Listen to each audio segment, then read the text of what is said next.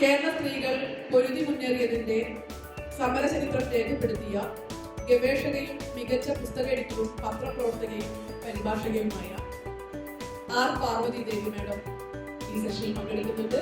മാഡത്തെ സ്വാഗതം ചെയ്യുന്നു. അടുത്തതായി ഈ സെഷനിൽ പങ്കെടുക്കുന്നത് ഫാത്തിമ തെഹ്ലിയാണ്. രാഷ്ട്രീയ പ്രവർത്തകയും പ്രഭാഷകയുമായ ഫാത്തിമ തെഹ്ലിയെ ഈ സെഷനിലേക്ക് സ്വാഗതം ചെയ്യുന്നു. ഈ സെഷനിൽ മലയോര കർഷകരുടെയും തൊഴിലാളികളുടെയും ആത്മസ്പന്ദനങ്ങൾ തൊട്ടറിയുന്ന പൊതുപ്രവർത്തക ബിജിമോൾ പങ്കെടുക്കുന്നുണ്ട്. മേഡത്തെയും ഈ സെഷനിലേക്ക് സ്വാഗതം ചെയ്യുന്നു. എല്ലാവർക്കും നമസ്കാരം. ഏറെ പ്രതീക്ഷയോടെയാണ് നമ്മൾ ഈ വിഷയത്തെ ജനാധിപത്യവും സ്ത്രീ പ്രതിനിധാനവും എന്നുള്ളത് അവതരിപ്പിക്കുന്നത്. കേരളത്തിലെ ഏറ്റവും പ്രശസ്തരായ ഈ വിഷയത്തിൽ ഒരുപക്ഷെ ഇന്ന് സംസാരിക്കാൻ ഏറെ പ്രശസ്തരായ 3 വ്യക്തിത്വങ്ങളെയാണ് നമുക്ക് കിട്ടിയിട്ടുള്ളത്. പ്രിയപ്പെട്ട ബിജുമോൾ ഇപ്പോഴെത്തിച്ചേരും. പ്രിയപ്പെട്ട പാർവതി ചേച്ചിയുണ്ട് ഒപ്പം. അതുപോലെ വിദ്യാർത്ഥി പ്രസ്ഥാനത്തിൻ്റെ പുതിയ സ്വരം എന്ന് നമുക്ക് പറയാവുന്ന തരത്തിൽ നമ്മെ അഭിസംബോധന ചെയ്യുന്ന ഫാത്തിമയുണ്ട്. ഇന്നലെ പ്രിയപ്പെട്ട അശോക് വാജ്പേയി നമ്മുടെ ഉദ്ഘാടന ചടങ്ങിൽ അദ്ദേഹം തുടങ്ങിയ ഒരു കാര്യം ഇങ്ങനെയാണ്: സാഹിത്യം ജീവിതത്തെ ആഘോഷിക്കും, എന്നാൽ ജീവിതം സാഹിത്യത്തെ ആഘോഷിക്കുന്ന ചില സന്ദർഭങ്ങളുണ്ട്. അത്തരമൊരു അവസരത്തിനാണ് കേരള സാഹിത്യ അക്കാദമി ഇപ്പോൾ രൂപം കൊടുത്തിരിക്കുന്നത്. ഇതിൽ വലുതായൊരു പങ്കാളിത്തം നമ്മൾ പ്രതീക്ഷിക്കുന്നുണ്ട്. കാരണം ഇതൊരു തുടർ പ്രക്രിയയാവാൻ ആണ് സാധ്യത എന്നല്ല, ഉറപ്പും അതാണ്. നമുക്കൊരു ഭരണഘടനയുണ്ട്. എപ്പോഴാണ് നമ്മൾ ഭരണഘടന വായിക്കുന്നത് എന്ന് പ്രിയപ്പെട്ട ജസ്റ്റിസ് ചെലമേശ്വർ ഒരു സന്ദർഭത്തിൽ നമ്മെ ഓർമ്മിപ്പിക്കുകയുണ്ടായി.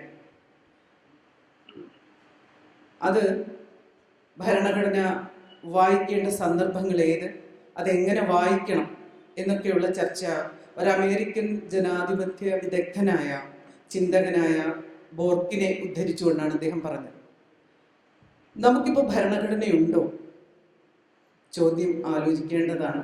വാക്കുകൾ മാത്രമല്ല, ഇന്ത്യയുടെ ആത്മാവ് നഷ്ടപ്പെടുന്ന രീതിയിൽ നമ്മുടെ ഭരണഘടന മാറ്റുന്നുണ്ടോ എന്നുള്ളതാണ്.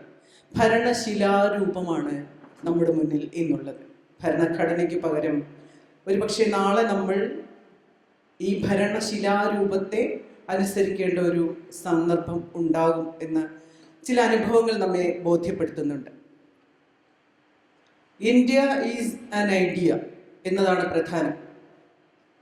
ഇവിടെ തൊട്ട് മുമ്പ് നടന്ന discussion the idea of India എന്നതിനെ കുറിച്ചായിരുന്നു.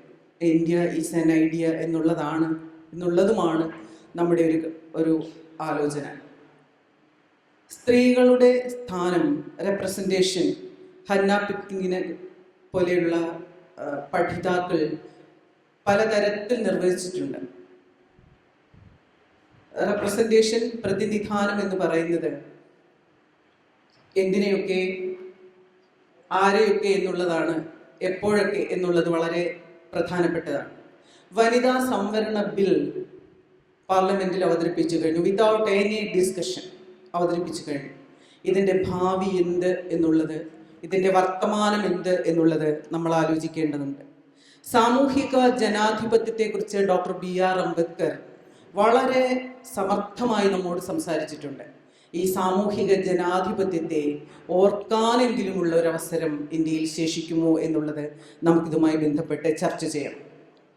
രാം ലഹർ ഏതാണ്ട് അടങ്ങിയ മട്ടാണ്, അടങ്ങുന്നില്ല എന്നുള്ളത് നമുക്കറിയാം. അത് കഴിഞ്ഞാൽ ഉടൻ പരശുരാം ലഹർ ഉണ്ടാകാൻ സാധ്യതയുണ്ട്. പക്ഷേ ഒരു സീതാ ലഹർ ഇവിടെ ഉണ്ടാകാൻ ഏത് രീതിയിൽ എന്നുള്ളത് കൂടി നമ്മൾ ആലോചിക്കേണ്ടതുണ്ട്.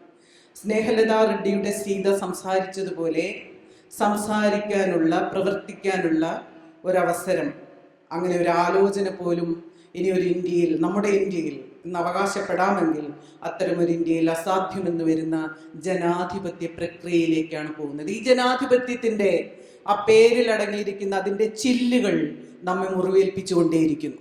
ഇത്തരത്തിൽ ടോണി മോറിസൺ പറഞ്ഞതുപോലെ പറയാമല്ലോ നമുക്ക്, നിങ്ങൾക്ക് ഇഷ്ടപ്പെടാൻ, നിങ്ങൾക്ക് വായിക്കാൻ തക്ക ഒരു പുസ്തകം ഉണ്ടായില്ല എങ്കിൽ നിങ്ങൾക്ക് ഒരു പുസ്തകം സ്വന്തമായി എഴുതേണ്ടി വരും. അതിനാണ് ഇവിടെ നമ്മോടൊപ്പം പ്രഗത്ഭരായ 3 സ്ത്രീകൾ ഒത്തുകൂടിയിരിക്കുന്നത്. ഇവർ, ഞങ്ങൾ, നമ്മൾ ജയിക്കുന്ന യുദ്ധത്തിലെ പടയാളികളാണ്. തോൽക്കുന്ന യുദ്ധം ആലോചനയില്ല. അത്തരത്തിൽ ഒരു ജനാധിപത്യത്തെക്കുറിച്ചുള്ള ചിന്ത നടക്കുമ്പോൾ പാർശ്വവൽക്കരിക്കപ്പെട്ട ജനതയെക്കുറിച്ച് ആലോചിക്കണം. ഒന്നിൽ നിന്നും ഭിന്നമല്ല എന്നതിനെക്കുറിച്ച് ആലോചിക്കണം. ബഹുസ്വരതയെക്കുറിച്ച് ആലോചിക്കണം. രാഷ്ട്രീയ മുദ്രാവാക്യങ്ങളെക്കുറിച്ച് ആലോചിക്കണം. ഭരണഘടനയെക്കുറിച്ചും ഭരണരീതിയെക്കുറിച്ചും ആലോചിക്കണം. പോരാടേണ്ടിടത്ത് എണീറ്റ് നിന്ന് സംസാരിക്കാൻ നമുക്ക് കഴിയണം.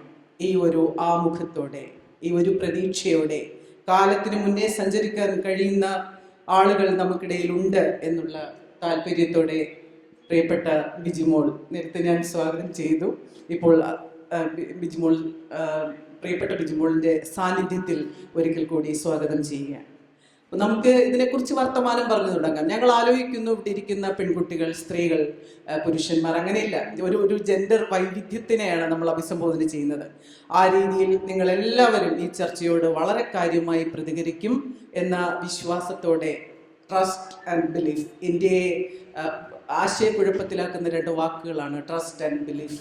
ആ വാക്കുകളിൽ നിന്ന് മാറി നിന്നുകൊണ്ട് കൃത്യമായ ചില ചിന്തകൾ രൂപപ്പെടുത്താൻ നമുക്ക് കഴിയട്ടെ എന്ന് ആശംസകളോടെ ഈ ചർച്ച തുടങ്ങുകയാണ്. ആദ്യം നമ്മോട് സംസാരിക്കാൻ രണ്ടും പറയാം. അപ്പോൾ നമുക്ക് പ്രിയപ്പെട്ട ബിജിമോളെ ഏറെ ആദരവോടെ ഈ ചർച്ചയുടെ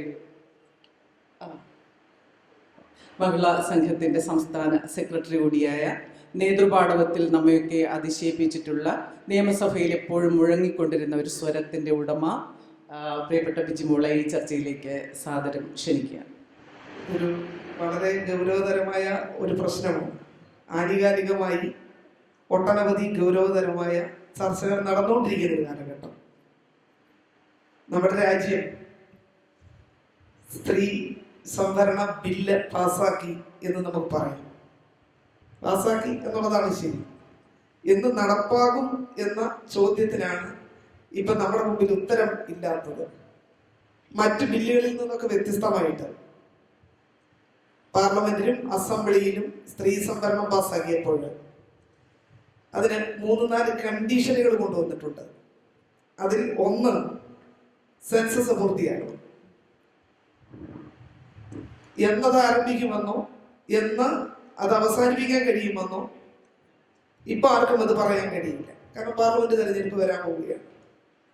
33% സംവരണം പാർലമെന്റിലും അസംബ്ലിയിലും എന്നുള്ളത് വർഷങ്ങളായിട്ടുള്ള ഡിമാൻഡ്. അപ്പൊ സ്വാഭാവികമായി എന്തുകൊണ്ടാണ് ഇങ്ങനെ ചില ബാരിയേഴ്സ് ഇതിനിടയിൽ കയറ്റിവെച്ചത്? എന്താണ് തടസ്സങ്ങൾ? ഈ ബില്ല് നടപ്പാക്കാനുള്ള തടസ്സങ്ങൾ. പുനർവിഭജനം 543 മണ്ഡലങ്ങളിൽ ഇനിയും ഒരു പുനർവിഭജനം ആവശ്യമാണ് എന്ന് പറയുമ്പോൾ രാഷ്ട്രീയ പാർട്ടികൾ പോലും അതിലൊരു സമവായത്തിലെത്തിയിട്ടില്ല. ഈ പുനർവിഭജനത്തിന്റെ കാര്യത്തിൽ വ്യത്യസ്തങ്ങളായ ഡിബേറ്റുകൾ ആ വിഷയങ്ങളുമായി ബന്ധപ്പെട്ട് നിൽപ്പുണ്ട്.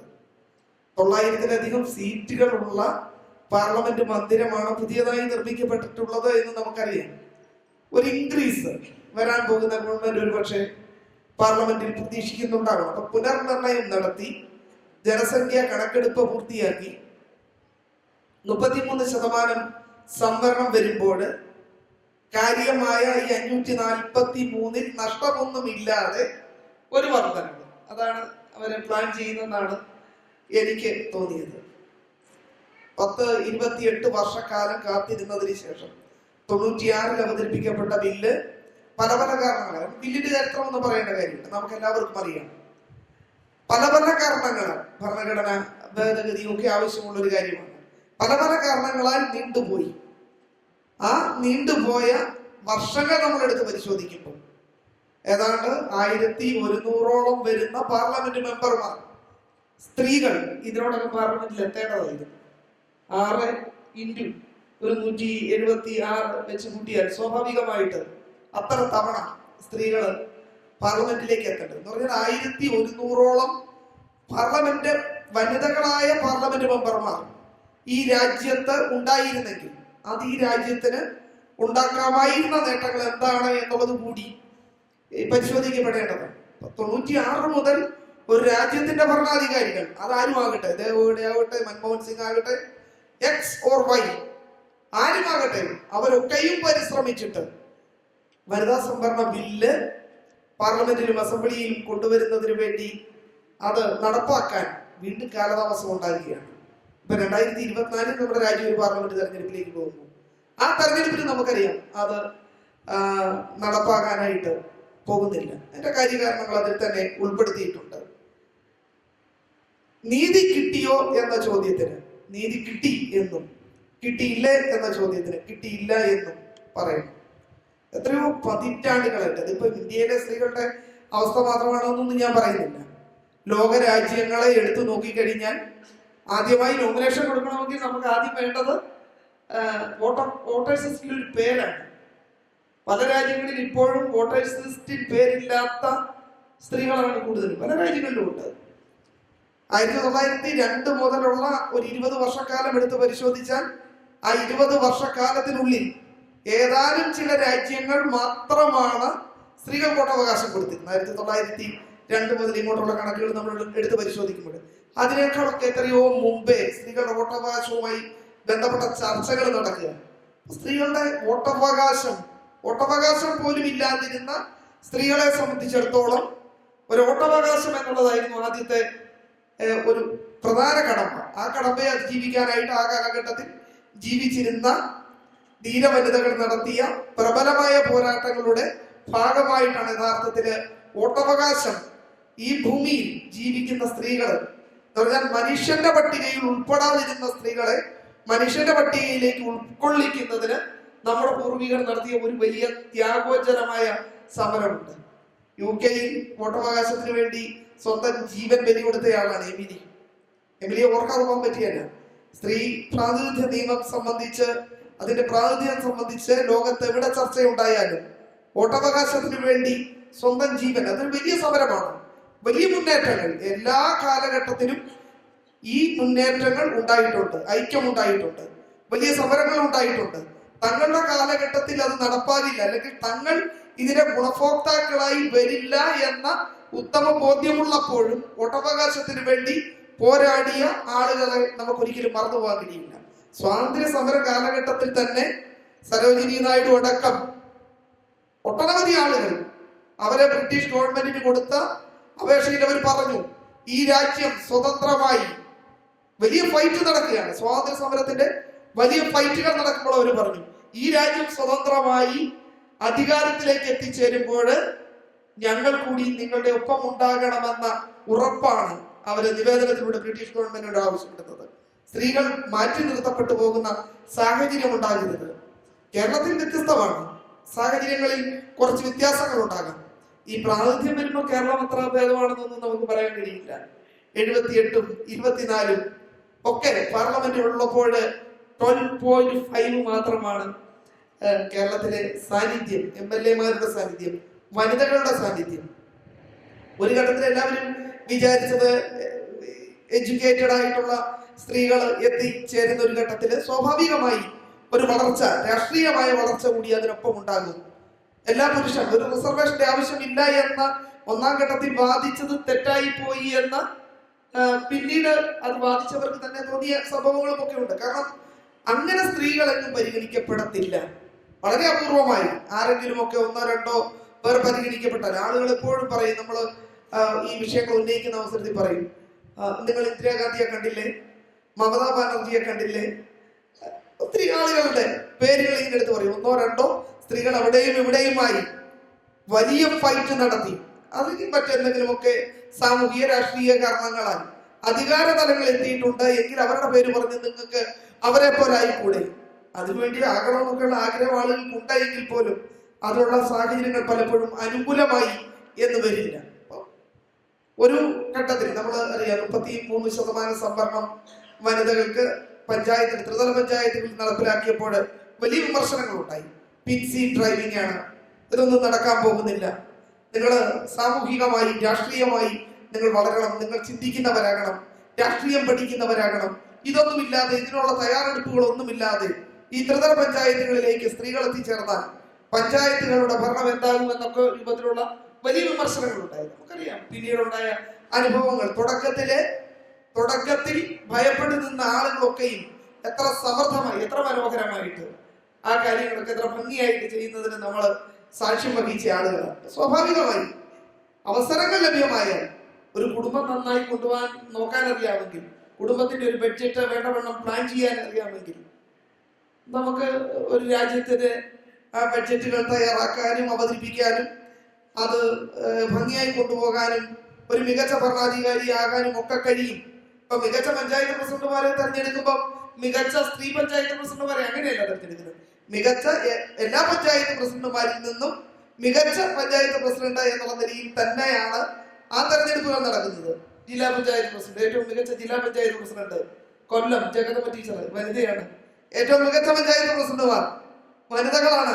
ബ്ലോക്ക് പഞ്ചായത്ത് പ്രസിഡന്റുമാർ, കോർപ്പറേഷൻ മേയർമാർ കിട്ടിയ അവസരങ്ങളിലൊക്കെ ഫലപ്രദമായി തങ്ങൾക്ക് കിട്ടിയ അവസരങ്ങളെ സത്യസന്ധമായി നിർഭയമായി ആ അവസരങ്ങളെ പ്രയോജനപ്പെടുത്താനും റോഡ് പണിയാനും കക്കൂസ് പണിയാനും വീട് പണിയാനും ആളുകളുടെ വിവിധങ്ങളായ വിഷയങ്ങളിൽ ഇടപെടാനും സാമൂഹിക ഇടപെടലുകൾ നടത്താനും എന്തിന് പോസ്റ്റ്മോർട്ടം ചെയ്യുന്ന ബോഡി എടുത്ത് പോസ്റ്റ്മോർട്ടം ചെയ്യാനും ആ വണ്ടിയിൽ കയറി പോകാനും അത്തരം ഇടപെടലുകളിൽ പോലും സ്ത്രീകളുടെ സജീവമായ പങ്കാളിത്തം ഉണ്ടാകുമ്പോൾ നമുക്ക് ഇതൊക്കെ ചെയ്യാനായിട്ട് കഴിയും. എന്നിട്ടും എന്തേ നിങ്ങൾ വീണ്ടും ഇത്തരം കാര്യങ്ങളിൽ സ്ത്രീകൾക്ക് പാർലമെന്റിലും അസംബ്ലിയിലും ഒരു പ്രാതിനിധ്യം കൊടുക്കുന്ന കാര്യത്തിൽ ഇത്രമാത്രം കാലതാമസം ഉണ്ടാകുന്നു, ഇത്രമാത്രം വൈവിധ്യമായ ഇടപെടലുകൾ ഉണ്ടാകുന്നു.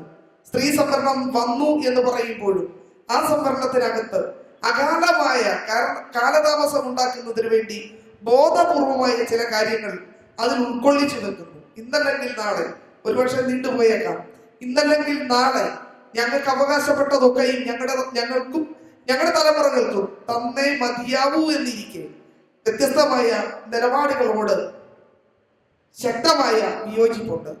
രാഷ്ട്രീയ പാർട്ടികൾ എന്തുകൊണ്ടാണ് പലപ്പോഴും ചോദിക്കുന്നത് രാഷ്ട്രീയ പാർട്ടികൾക്ക് കൊടുത്തുകൂടെ എന്ന ചോദ്യം സ്വാഭാവികമായി ആവർത്തിക്കപ്പെട്ടേക്കാം. നമുക്കറിയാം, ഒരു മത്സരം ഉണ്ടാകുമ്പോൾ വിജയമായിരിക്കും പലപ്പോഴും പ്രധാനമായി വരിക. അതിപ്പോ സ്ത്രീ മത്സരിച്ചാലും പുരുഷ മത്സരിച്ചാലും തർക്കമൊന്നും വേണ്ട. സ്ത്രീ മത്സരിച്ചാലും പുരുഷ മത്സരിച്ചാലും ഒരാൾ ജയിക്കും ഒരാൾ തോക്കുകയും ചെയ്യുമ്പോൾ എങ്കിൽ പിന്നെ രാഷ്ട്രീയ പാർട്ടികൾക്ക് ഒരു സ്ത്രീയെ നിർത്തിക്കൂടെ എന്ന ചോദ്യം സ്വാഭാവികമായി വരും. ഒരു കാര്യം കൂടി, ഒരൊറ്റ പോയിന്റ് കൂടി പറഞ്ഞുകൊണ്ട് ഞാൻ അവസാനിപ്പിക്കാം. അതിൽ എനിക്ക് തോന്നിയ ഒരു കാര്യം, ഈ നിയമം വന്നപ്പോൾ പാർലമെന്റിലും അസംബ്ലിയിലും നിയമം വന്നപ്പോൾ എനിക്ക് തോന്നിയത്, ഇപ്പൊ 33% സംവരണം ത്രിതല പഞ്ചായത്തുകളിൽ വന്നപ്പോൾ അതിനകത്ത് പഞ്ചായത്ത് പ്രസിഡന്റുമാരുടെ ഒരു റിസർവേഷൻ കൊണ്ടുവന്നു. ഇത്ര പേർ, ഇത്ര ശതമാനം, 33% പഞ്ചായത്തുകളിൽ, ബ്ലോക്കുകളിൽ, ജില്ലാ പഞ്ചായത്തുകളിൽ സ്ത്രീകൾ പ്രസിഡന്റുമാരായിരിക്കണം. അപ്പൊ പറഞ്ഞു വൈസ് പ്രസിഡന്റുമാരെല്ലാം പുരുഷന്മാർ കുത്തകയാക്കിയപ്പോൾ കേരളം നിയമം നിർമ്മിച്ചപ്പോൾ, മറ്റു ചില സംസ്ഥാനങ്ങൾ നിയമം നിർമ്മിച്ചപ്പോൾ 50% റിസർവേഷൻ കൊണ്ടുവരികയും 50% പ്രസിഡന്റുമാർ റിസർവേഷന്റെ ഭാഗമായി പ്രസിഡന്റായി വനിതകളാണ് എങ്കിൽ വൈസ് പ്രസിഡന്റായി പുരുഷന്മാർ വന്നപ്പോൾ നീ പ്രസിഡന്റ് പുരുഷനാണെങ്കിൽ വൈസ് പ്രസിഡന്റ് സ്ത്രീയാണ് എന്ന നിയമത്തിനകത്ത് എഴുതി ആ നിയമം ചർച്ച ചെയ്തപ്പോൾ അതിന്റെ ഭാഗമായി ചർച്ചയിൽ പങ്കെടുത്ത ആള് എന്നുള്ള നിലയിൽ സ്റ്റാൻഡിംഗ് കമ്മിറ്റി ചെയർമാൻ സ്ഥാനം അടക്കം റിസർവ് ചെയ്യപ്പെട്ടത് കൊണ്ട് മാത്രമാണ് 2 സ്റ്റാൻഡിംഗ് കമ്മിറ്റി ചെയർമാൻ സ്ത്രീകൾ, പ്രസിഡന്റ് പുരുഷനാണ് എങ്കിൽ വൈസ് പ്രസിഡന്റായി സ്ത്രീകളെ പരിഗണിക്കണം എന്നത് അടക്കമുള്ള കാര്യങ്ങൾ അതിൽ ഉൾപ്പെടുത്താൻ കഴിഞ്ഞത്. ഈ പറഞ്ഞ 33% സംവരണം പാർലമെന്റിലും അസംബ്ലിയിലും ബില്ലായി ഒരു സ്വപ്നമായി അടച്ചു വെച്ച് സൂക്ഷിക്കുമ്പോൾ ഒരു മുഖ്യമന്ത്രി സ്ഥാനവും സ്ത്രീകൾക്ക് റിസർവ് ചെയ്തിട്ടില്ല. ആകെ മന്ത്രിമാരിൽ 33% മന്ത്രിമാർ വനിതകളായിരിക്കണം എന്ന ബില്ലിൽ പറഞ്ഞിട്ടില്ല. ഇത് ഒരു വൈരുദ്ധ്യം തന്നെയാണ്. ആത്മാർത്ഥത ചോദ്യം ചെയ്യപ്പെടുന്ന പല സന്ദർഭങ്ങളും ഈ ബില്ലിന്റെ വിവിധ ഭാഗങ്ങളിൽ ഒളിഞ്ഞിരിപ്പുണ്ട് എന്ന് മാത്രം സൂചിപ്പിച്ചുകൊണ്ട് വനിതാ സംവരണ ബില്ല് ഒരു ജനപ്രാതിനിധ്യ നിയമം എന്നുള്ള നിലയിൽ ഭരണഘടനയുടെ വിവേചനം അവസാനിപ്പിക്കുന്നതിന് വേണ്ടി കൊണ്ടുവന്ന നിയമം എന്നുള്ള നിലയിൽ അത് നടപ്പാകുമ്പോൾ 33% മുഖ്യമന്ത്രിമാർ ഈ രാജ്യത്ത് സ്ത്രീകൾ ഉണ്ടാകണം. 33% അതിൽ കൂടുതലോ മന്ത്രിമാർ ഈ രാജ്യത്ത് വിവിധ തലങ്ങളിൽ അധികാരത്തിൽ എത്തണം. MLA-യുടെ കാര്യം തന്നെ കഷ്ടത്തിൽ നിൽക്കുകയാണ്, പാർലമെന്റ് മെമ്പർമാരുടെ കാര്യം കഷ്ടത്തിൽ നിൽക്കുമ്പോൾ എപ്പോഴാണ് മുഖ്യമന്ത്രിയെ കുറിച്ചും മന്ത്രിമാരെ കുറിച്ചും പറയുന്നത് എന്ന സംശയം അധ്യക്ഷയ്ക്ക് വേണ്ട. ഇപ്പൊ പറഞ്ഞു തുടങ്ങിയെങ്കിലേ ഇതൊക്കെ നമുക്ക് കിട്ടും എന്ന ഒരു വാദമുഖം കൂടി നിങ്ങളുടെ മുമ്പിലേക്ക് അവതരിപ്പിച്ചുകൊണ്ട് എന്നെ ശ്രമിച്ചതിന് നന്ദി പറഞ്ഞുകൊണ്ട് അഭിവാദ്യങ്ങൾ അർപ്പിച്ചുകൊണ്ട് നിർത്തുന്നു. നമസ്കാരം. സഫ്രാഗട്ടെ എന്ന് പറയുന്ന ആ വോട്ടവകാശത്തിന് വേണ്ടി സ്ത്രീകൾ നടത്തിയ പോരാട്ടത്തിന്റെ സിനിമ മാം അത് പറഞ്ഞപ്പോൾ നമുക്ക് ഓർമ്മ വരുന്നുണ്ട്. കാണണം, കണ്ടിട്ടില്ലാത്തവർ. അടുത്തതായി നാം പോകുന്നത് സമലോകത്തിന്റെ എഡിറ്റർ. ഏറ്റവും പുതിയൊരു കാര്യമാണ് സമലോകം എന്ന് പറയുന്ന ജെൻഡർ വൈവിധ്യത്തെ കുറിച്ചുള്ള പുസ്തകം എഡിറ്റ് ചെയ്ത് മലയാളത്തിൽ തന്നിട്ടുണ്ട് പ്രിയപ്പെട്ട പാർവതി ചേച്ചി. അതുപോലെ എഡിറ്ററാണ്, വിവർത്തകയാണ്, എഴുത്തുകാരിയാണ്. സർവോപരി നമ്മളിപ്പോ പറയുന്ന കേരളത്തിന്റെ ഒരു പശ്ചാത്തലത്തിൽ എങ്ങനെയാണ് സ്ത്രീയുടെ ഒരവസ്ഥ അന്നും ഇന്നും എന്നും ഭാവി ഉൾപ്പെടെ പറയാൻ വേണ്ടി അതിനു വേണ്ടി കൂടി ചേച്ചിയെ ക്ഷണിക്കുകയാണ്. സമയമാകുമ്പോൾ പറഞ്ഞുണ്ട് അധ്യക്ഷ. ഇവിടെ സൂചിപ്പിച്ചു ഇന്നത്തെ സാഹചര്യം. ബിജിമോൾ വളരെ വ്യക്തമായി പറഞ്ഞു. ഒരു ബില്ല്, വനിതാ സംവരണ ബില്ല് പാർലമെന്റിൽ അവതരിപ്പിക്കപ്പെട്ടിരിക്കുന്ന ഒരു പശ്ചാത്തലത്തിലാണ് നമ്മൾ സംസാരിക്കുന്നത്. 75 വർഷം പ്രായമുള്ള ഒരു ജനാധിപത്യം, നമ്മൾ പറയാറുണ്ട് മെച്യൂർ ഡെമോക്രസി, ഒരു പക്വതയാർന്ന ജനാധിപത്യം. ആ ജനാധിപത്യത്തിലെ സ്ത്രീ എവിടെ നിൽക്കുന്നു എന്നതാണ് നമ്മുടെ മുന്നിലുള്ള വലിയ ചോദ്യം. ആ സ്ത്രീ പ്രതിനിധാനം എന്ന് പറയുന്നത്, തീർച്ചയായിട്ടും പ്രതിനിധാനം എന്നതിന് വലിയ പ്രാധാന്യമുണ്ട്. പൊളിറ്റിക്സ് ഓഫ് റെപ്രസെന്റേഷൻ, രാഷ്ട്രീയം, പ്രതിനിധാനത്തിന്റെ രാഷ്ട്രീയം എന്ന് പറയുന്നത് ഏറെ ചർച്ച ചെയ്യപ്പെടുന്ന ഒരു കാലഘട്ടമാണ്. അപ്പൊ എവിടെയാണ് ഇന്ത്യ നിൽക്കുന്നത് എന്ന് നോക്കുമ്പോൾ വളരെ വളരെ ദയനീയമാണ് എന്ന് പറയേണ്ടി വരും. അപ്പൊ 75 വർഷം മുമ്പ് ദേശീയ സ്വാതന്ത്ര്യ സമരം നടന്നു, സ്വാതന്ത്ര്യം ലഭിച്ചു.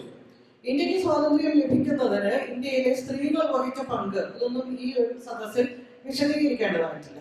1947 ഓഗസ്റ്റ് 15 ഇന്ത്യ സ്വതന്ത്രമായി കഴിഞ്ഞപ്പോൾ, ബ്രിട്ടീഷുകാരുടെ ചങ്ങലക്കെട്ടിൽ നിന്നും സ്വതന്ത്രമായപ്പോൾ നമ്മുടെ മുന്നിൽ ഒരു നിര, ഒരു ഗാലക്സി എന്ന് പറയാവുന്ന പോലെ തന്നെ സ്ത്രീകളുടെ ശക്തരായ കരുത്തുറ്റ സ്ത്രീ നേതാക്കളുടെ ഒരു നിര തന്നെ ഉണ്ടായിരുന്നു.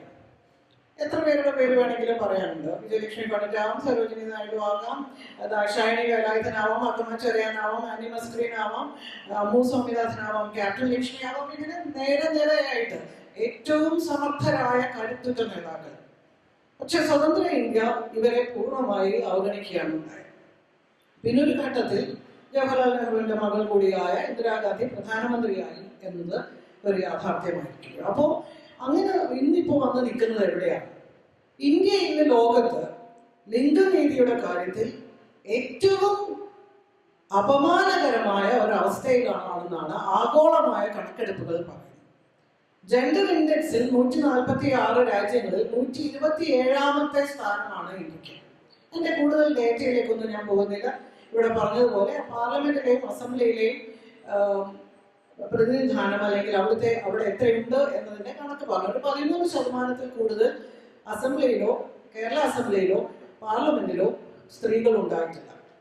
വളരെ വളരെ അപകടം പിടിച്ച ഒരു അവസ്ഥയാണ് ഇത്. പറയുന്നത് ജനാധിപത്യം എന്ന് പറയുന്നത് ഭൂരിപക്ഷത്തിന്റെ സ്വേച്ഛാധിപത്യമാണ് എന്ന് ഇന്ന് കുറെ കൂട്ടർ പറഞ്ഞ് ഫലിപ്പിക്കാൻ ശ്രമിക്കുന്നു.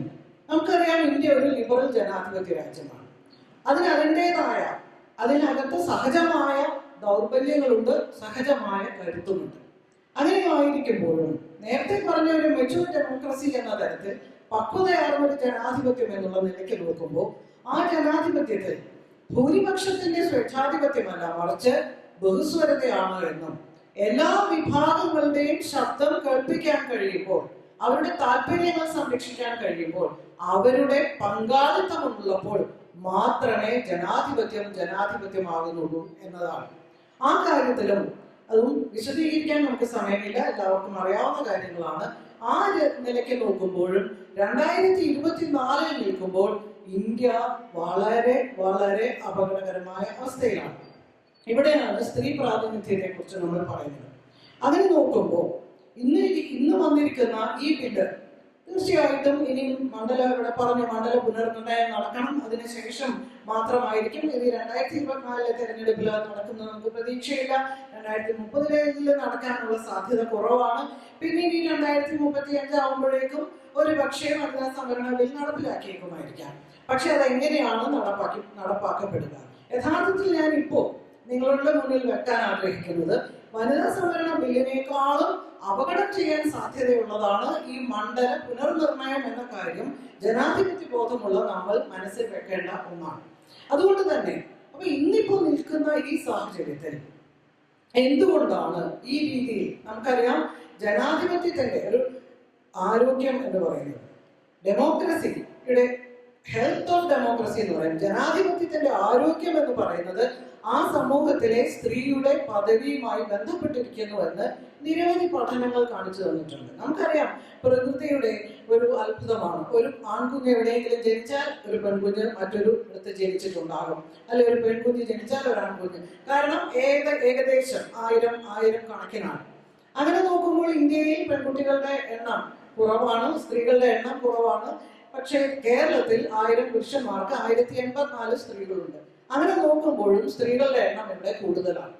അപ്പോൾ 50% നമുക്ക് എനിക്ക് CPIയുടെ മുതിർന്ന നേതാവും മഹിളാ സംഘത്തിന്റെ നേതാവിനോടും പറയാനുള്ളത് 33% നമ്മൾ പിടിക്കേണ്ട കാര്യമില്ല, 50% തന്നെ ആയിരിക്കണം നമ്മൾ ചോദിക്കേണ്ടത്. ആ 50% നമ്മൾ എങ്ങനെയാണ് ഉണ്ടാവുക? ഇതിനകത്ത് എനിക്ക് മുന്നോട്ട് വെക്കാൻ 2-3 പോയിന്റുകൾ, ബാക്കി അതിന്റെ രാഷ്ട്രീയം അവിടെ നിൽക്കുമ്പോൾ തന്നെ ഒരു ലിബറൽ ജനാധിപത്യ പ്രക്രിയ എന്ന് പറയുന്നത്, ആ ജനാധിപത്യ പ്രക്രിയ എങ്ങനെയാണ്? ആ ജനാധിപത്യ പ്രക്രിയക്കകത്ത് സ്ത്രീകളുടെ ഇടം എങ്ങനെയാണ്? കാരണം നമുക്കറിയാം അധികാരത്തിന്റെ ഇടനാഴികൾ അടയ്ക്കപ്പെട്ടതാണ് ഇന്ത്യൻ സ്ത്രീയുടെ മുന്നിൽ. അത് തുറക്കണം എന്ന് പറയുമ്പോൾ നമ്മൾ ചില അലങ്കാരങ്ങൾ പോലെ സ്ത്രീകൾക്ക് പദവികൾ എന്ന നിലയ്ക്ക് ആ പറയുന്ന അധികാര കേന്ദ്രങ്ങളിൽ കുറെ സ്ത്രീകളെ സ്ഥാപിക്കുക, ഇവിടെ നിന്ന് പെറുക്കിയെടുത്ത് സ്ഥാപിക്കുക എന്ന നിലയിലേക്ക് കാര്യങ്ങൾ കൊണ്ടുപോയാൽ നമ്മൾ ആഗ്രഹിക്കുന്ന രീതിയിലുള്ള ജനാധിപത്യ പ്രക്രിയ പൂർത്തിയാകുമോ എന്ന ഒരു വലിയ പ്രശ്നം നമ്മുടെ മുന്നിലുണ്ട്. യഥാർത്ഥത്തിൽ ഈ ജനാധിപത്യ പ്രക്രിയ ആകെ തന്നെ നമ്മൾ പരിശോധിക്കുമ്പോൾ വളരെ വിമർശനാത്മകമായിട്ട് ലിംഗനീതിയുടെ യഥാർത്ഥത്തിലുള്ള ലിംഗനീതിയെ അടിസ്ഥാനപ്പെടുത്തിക്കൊണ്ടുള്ള ഒരു പുനർചിന്തനം, ഒരു പുനർനിർവചനം ആവശ്യമായി വന്നിട്ടുണ്ട്. കാരണം ഇന്ന് നിലനിൽക്കുന്ന ജനാധിപത്യ സംവിധാനം ഇന്ത്യയുടെ ആയിക്കോട്ടെ എന്താണ്, ആ ജനാധിപത്യ സംവിധാനം മുന്നോട്ട് വെക്കുന്ന മൂല്യങ്ങൾ പോലും പലപ്പോഴും പുരുഷ എന്ന് പറയാൻ കഴിയില്ല, പുരുഷാധിപത്യപരമായ മാനദണ്ഡങ്ങൾ അടിസ്ഥാനപ്പെടുത്തിയിട്ടാണ്. അപ്പോൾ പലപ്പോഴും സ്ത്രീകളെ സംബന്ധിച്ചിടത്തോളം, ഇപ്പോൾ പൂർണ്ണസമയ രാഷ്ട്രീയ പ്രവർത്തകരാണ് ഫാത്തിമ, ഒരു വിദ്യാർത്ഥി നേതാവാണ്.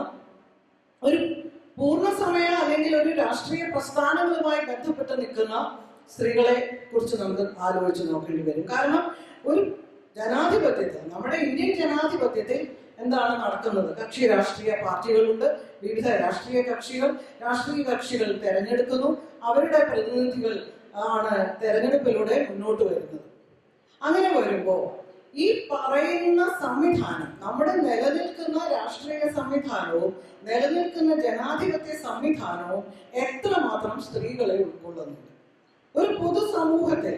അപ്പൊ ജനാധിപത്യപരമായ കാര്യങ്ങൾ മനസ്സിലാക്കുവാനും ഉൾക്കൊള്ളുവാനും ഇടപെടുവാനും സ്ത്രീക്ക് എത്ര സ്പേസ് ഉണ്ട്? അതും കൂടി ചിന്തിക്കേണ്ടതായിട്ടുണ്ട്. അത്രയേറെ ദൃഢമായ തരത്തിൽ ഇന്ന് നവലിബറലിസത്തിന്റെയും മുതലാളിത്തത്തിന്റെയും ഫാസിസത്തിന്റെയും ഒക്കെ ശക്തമായ, വെറും പുരുഷാധിപത്യം മാത്രമല്ല, ഈ പറയുന്നതെല്ലാം സ്ത്രീവിരുദ്ധമായ പ്രവണതകളാണ്. ആ പ്രവണതകളെല്ലാം അതിദൃഢമായിരിക്കുന്ന, അതികഠിനമായിരിക്കുന്ന ഒരു രാഷ്ട്രീയ സാഹചര്യത്തെ കുറിച്ച്, രാഷ്ട്രീയ സംവിധാനത്തെ കുറിച്ചാണ് നമ്മൾ ചിന്തിക്കുന്നത്.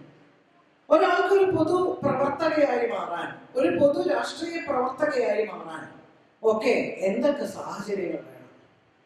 എങ്ങനെയാണ് ഒരു സ്ത്രീക്ക് ഒരു രാഷ്ട്രീയ പ്രവർത്തകയായി മാറാൻ കഴിയുക? എങ്ങനെയാണ് ഒരു പുരുഷന് രാഷ്ട്രീയ പ്രവർത്തകനായി മാറാൻ കഴിയുക? ഇപ്പോൾ ഇടതുപക്ഷ പാർട്ടികൾ, കമ്മ്യൂണിസ്റ്റ് പാർട്ടികളെ സംബന്ധിച്ചിടത്തോളം രാഷ്ട്രീയ പാർട്ടി ഓഫീസിൽ ഇപ്പോൾ CPM-ന്റെ കാര്യമാണെങ്കിൽ AK സെന്ററിൽ പോയി ഒരു കുറിപ്പ് എഴുതി കൊടുത്താൽ പാർട്ടി മെമ്പർ ആവാൻ പറ്റില്ല. എങ്ങനെയാണ് ആകാൻ കഴിയുക? അപ്പൊ പൊതുസമൂഹത്തിൽ നിലനിൽക്കുന്ന ആ കഠിനമായ പുരുഷാധിപത്യത്തോട് എവിടെ മുതൽ പ്രക്ഷോഭം നടത്തി സമരം നടത്തി വെല്ലുവിളിച്ചിട്ടാണ് ഈ പ്രതിസന്ധികൾ ഈ സ്ത്രീകൾ മറികടക്കാൻ കഴിയുക. ഞാൻ പറഞ്ഞു വരുന്നത് ഇത്രയേ ഉള്ളൂ. നമ്മൾ നിലനിൽക്കുന്ന ഒരു ലിബറൽ ഡെമോക്രാറ്റിക് സംവിധാനത്തെ, ഒരു ജനാധിപത്യ സംവിധാനത്തിലെ അധികാര കേന്ദ്രങ്ങളിൽ സ്ത്രീകൾ വരണം, തീർച്ചയായും വരണം. ഒരു ജനാധിപത്യത്തിൽ സംവരണം എന്ന് പറയുന്നത് ഒരു ടൂള് തന്നെയാണ്. പലതരത്തിലുള്ള ഇടപെടലുകൾ നടത്താൻ കഴിയും. ഓരങ്ങളിലേക്ക് വിവിധ കാരണങ്ങളാൽ മാറ്റി നിർത്തപ്പെട്ടാൽ, ചരിത്രപരമായ കാരണങ്ങളാൽ അടിച്ചമർത്തപ്പെട്ട വിഭാഗങ്ങൾ, സ്ത്രീകൾ മാത്രമല്ല, സ്ത്രീകൾ, ന്യൂനപക്ഷങ്ങൾ, ദളിതർ, ആദിവാസികൾ, ട്രാൻസ്ജെൻഡർമാർ, അപ്പൊ അത്തരത്തിൽ തള്ളി മാറ്റപ്പെട്ട വിഭാഗങ്ങൾ അവർ 75 വർഷമായിട്ടും മെയിൻ സ്ട്രീം, നമ്മൾ പറയാറുണ്ട് ഫെമിനിസ്റ്റ് ആഖ്യാനങ്ങളിലൊക്കെ പറയും മെയിൻ സ്ട്രീം എന്ന് പറയുന്നത് യഥാർത്ഥത്തിൽ മെയിൻ സ്ട്രീം ആണെന്ന് പറയാറുണ്ട്. മുഖ്യധാര എന്ന് പറയുന്നത് പുരുഷധാരയാണ് യഥാർത്ഥത്തിൽ. ആ മുഖ്യധാര എന്ന് പറയുന്നിടത്തേക്ക് ഇവരെ കൊണ്ടുവരണമെങ്കിൽ പലതരത്തിലുള്ള വളരെ താഴെത്തട്ടിലുള്ള പ്രവർത്തനങ്ങൾ ഉണ്ടാകാം, നിയമങ്ങൾ ഉണ്ടാകാം, പലതരത്തിലുള്ള ലെജിസ്ലേറ്റീവായിട്ടുള്ള നടപടികൾ ഉണ്ടാകാം. സംവരണം അതിലൊന്നാണ്. തീർച്ചയായിട്ടും സംവരണം വേണം. ഇത് വേണ്ട, ഞാനിത് പറയുമ്പോൾ ഇതിന്റെ അർത്ഥം അതുണ്ട്, അത് അംഗീകരിക്കപ്പെട്ടു എന്ന് കണ്ടുകൊണ്ട് അതിന്റെ ബാക്കി, അതിന്റെ തുടർച്ചയാണ് ഞാൻ സംസാരിക്കുന്നത്. സംവരണം ഉണ്ടായിരിക്കണം, അത് 50% ആയിരിക്കണം എന്ന് പറഞ്ഞുകൊണ്ട് തന്നെ അങ്ങനെ വരുമ്പോ ആരാണ് അവിടെ വരേണ്ടത് എന്ന ചോദ്യത്തെ കുറിച്ചാണ് ഞാൻ പറയുന്നത്. കാരണം സ്ത്രീകൾക്ക് ഞാൻ പറഞ്ഞു വന്നത് ഒരു രാഷ്ട്രീയ പ്രവർത്തകൻ അല്ലെങ്കിൽ ഒരു സാമൂഹ്യ പ്രവർത്തകൻ എന്നൊക്കെ പറയുമ്പോൾ, അല്ലെങ്കിൽ പ്രവർത്തക എന്ന് പറയുമ്പോൾ എന്തൊക്കെയാണ് വേണ്ടത്? അവർക്ക് ആവശ്യമായിട്ടുള്ള ഗുണഗണങ്ങൾ, യോഗ്യതകൾ എന്തൊക്കെയാണ്? നമ്മൾ ഇന്നും കാണുന്നതാണല്ലോ. കേരളത്തിലെ ഒരു രാഷ്ട്രീയക്കാരനെ കാണാൻ ഒരു ബുദ്ധിമുട്ടുമില്ല, ഏത് രാഷ്ട്രീയ പാർട്ടി ആയിക്കോട്ടെ. സമയം വേണം, ഊർജം വേണം, അത്യാവശ്യം പണം വേണം, അല്ലെങ്കിൽ പണം ചെലവഴിക്കാനുള്ള സ്വാതന്ത്ര്യം വേണം. ഇതൊക്കെ വേണം എന്ന് മാത്രമല്ല, വളരെ ഐഡിയൽ ആയിട്ടുള്ള മാതൃകാപരമായ ഒരു സാഹചര്യത്തിൽ നിന്ന് നമ്മൾ ആലോചിക്കുമ്പോൾ ഒരു സാമൂഹ്യ പ്രവർത്തകൻ ആദ്യം ഒഴിവാക്കേണ്ടത് എന്ന് വേണമെങ്കിൽ പറയാം, ഞാൻ എന്നുള്ള ഒരു സങ്കല്പത്തെയാണ്. ഞാൻ, എൻ്റെ എന്നുള്ളത് മാറ്റിവെച്ചിട്ടാണ് രാഷ്ട്രീയ പ്രവർത്തകർ ഏറ്റവും പ്രധാനമായിട്ട് അത് സമൂഹത്തിലേക്ക് കടന്നു വരുന്നത്. നമ്മുടെ കേരളത്തിലായാലും നമ്മുടെ ഇന്ത്യയിലായാലും എത്ര സ്ത്രീകൾക്ക് അതിന് കഴിയുന്നു? ഒരു സ്ത്രീയെ സംബന്ധിച്ചിടത്തോളം ഇന്നും ഈ 21ാം നൂറ്റാണ്ടിലും നമ്മുടെ ബിന്ദു മിനിസ്റ്റർ പറഞ്ഞതുപോലെ ഒരു വീട് തലയിൽ ചുമക്കുന്നവരാണ് ബഹുഭൂരിപക്ഷം സ്ത്രീകൾ. പണ്ട് ഗൗരിയമ്മയും ടി വി തോമസിന്റെയും കഥ കേട്ടിട്ടുണ്ട്. അവർ രണ്ടുപേരും മന്ത്രിമാരായിരുന്നപ്പോ ഗൗരിയമ്മ ഒരു ഇന്റർവ്യൂവിൽ പറഞ്ഞതായിട്ട് കേട്ടിട്ടുണ്ട്. ടി വി തോമസിന്റെ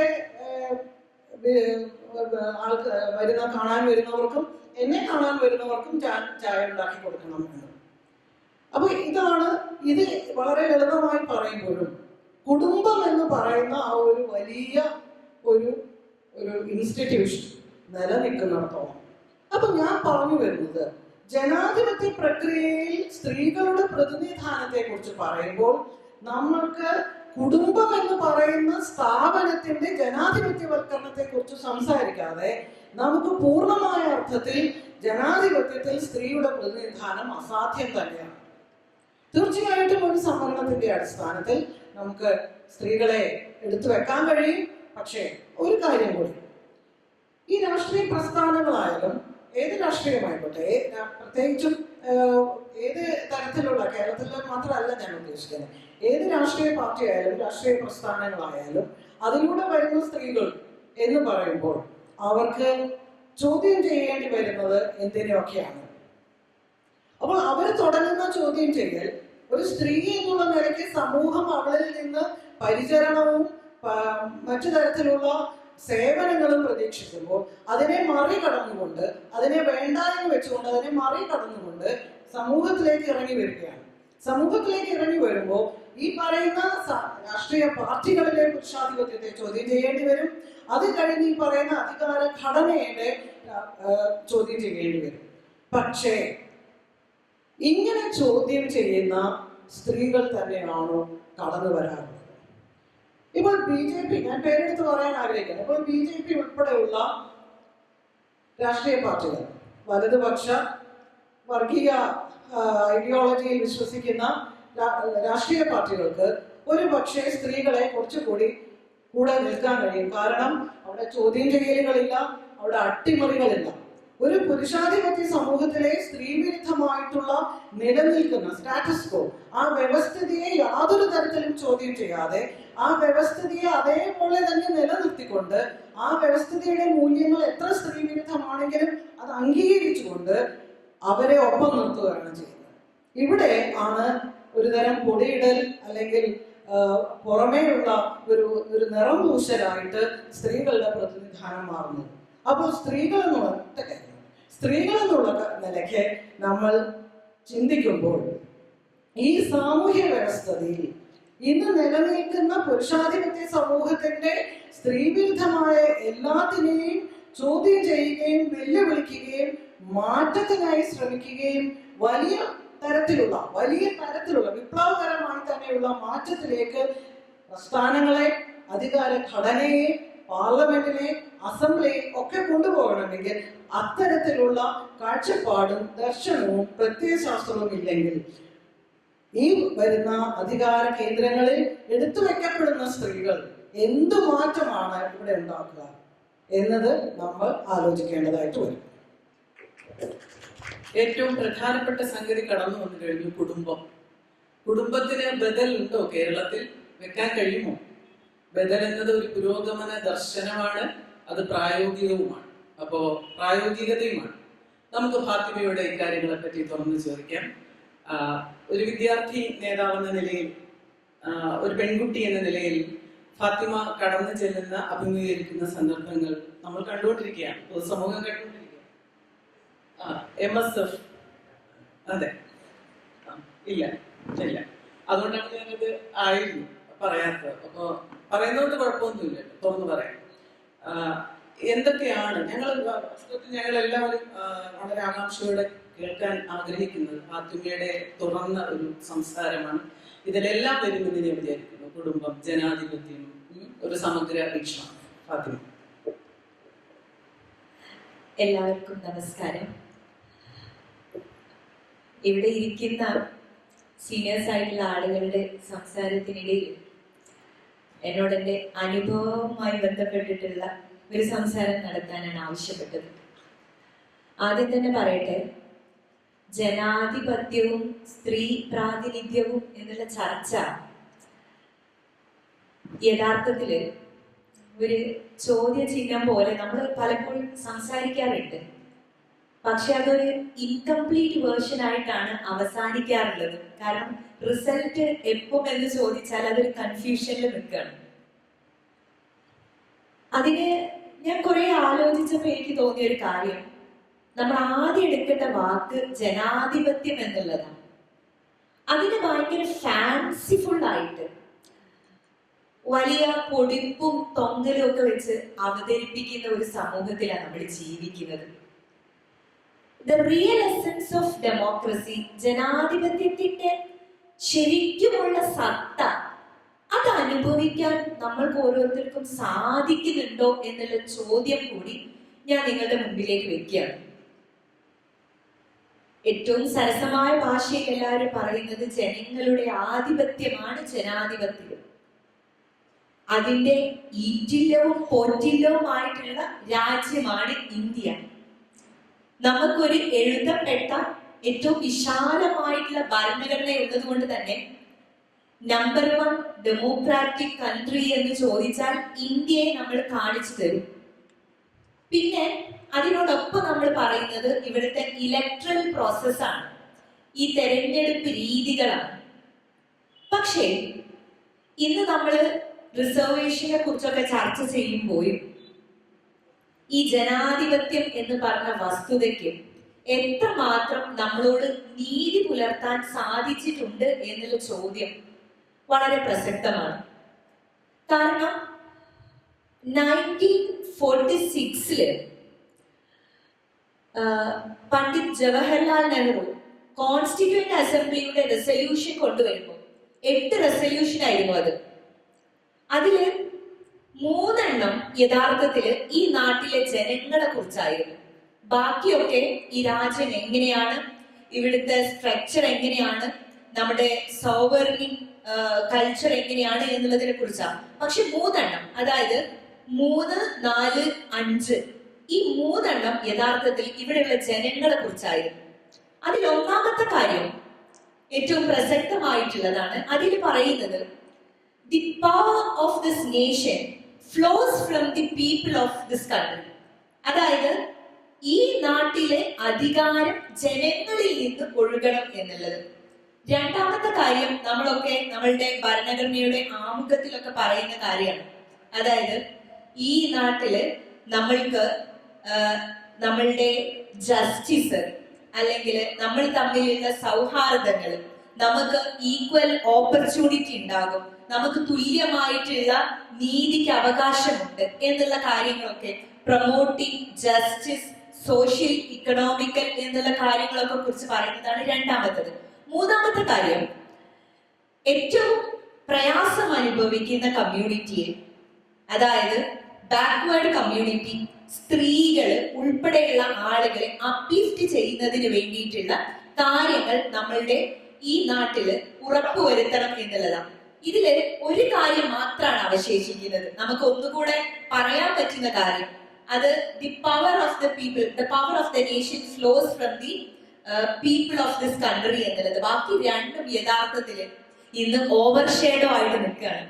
നമ്മളുടെ ഓരോരുത്തരുടെയും തുല്യ അവസരം, തുല്യ നീതി, നമ്മുടെ എക്കണോമിക് സ്റ്റാറ്റസ്, നമ്മുടെ സോഷ്യൽ സ്റ്റാറ്റസ്, ഇവിടെയുള്ള പാവപ്പെട്ടവന്റെ അവസ്ഥ, തഴയപ്പെട്ടവന്റെ അവസ്ഥ, സ്ത്രീകളുടെ അവസ്ഥ, ദളിതന്റെ അവസ്ഥ, ആദിവാസികളുടെ അവസ്ഥ, ഇതൊക്കെ തഴയപ്പെട്ട് കിടക്കുകയാണ്.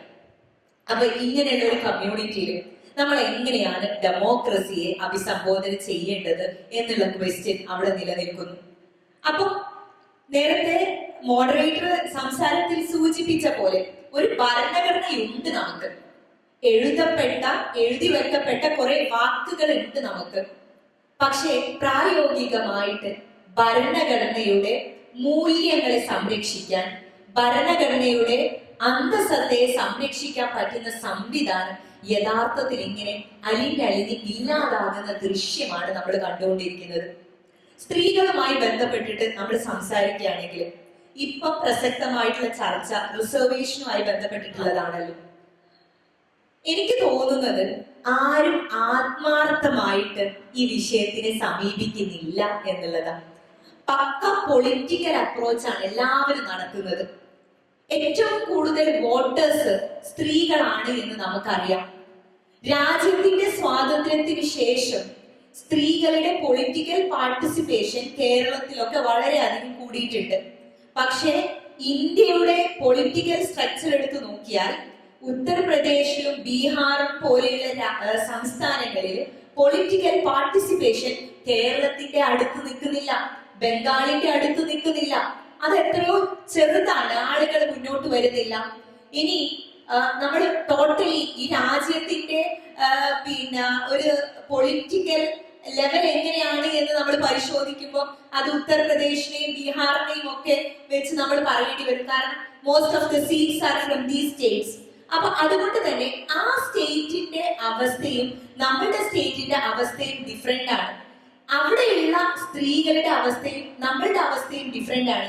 പക്ഷെ ഇൻ ടോട്ടാലിറ്റി നമ്മൾ മൊത്തത്തിൽ നോക്കുമ്പോൾ ആസ് എ നേഷൻ നമ്മളുടെ അവസ്ഥ യഥാർത്ഥത്തിൽ മറ്റുള്ള സ്റ്റേറ്റിലുള്ള ആളുകളുടെ അല്ലെങ്കിൽ സ്ത്രീകളുടെ അവസ്ഥയും ഒക്കെയായി ബന്ധപ്പെട്ട് കിടക്കുന്നു എന്ന് തന്നെ വേണം പറയാൻ. അപ്പൊ ഇതിലെ ഇലക്ട്രൽ പ്രോസസ് എന്ന് പറയുന്നത് വളരെ ഇമ്പോർട്ടന്റ് ആയിട്ടുള്ള കാര്യമാണ്. അതാണ് ഞാൻ നേരത്തെ പറഞ്ഞത്.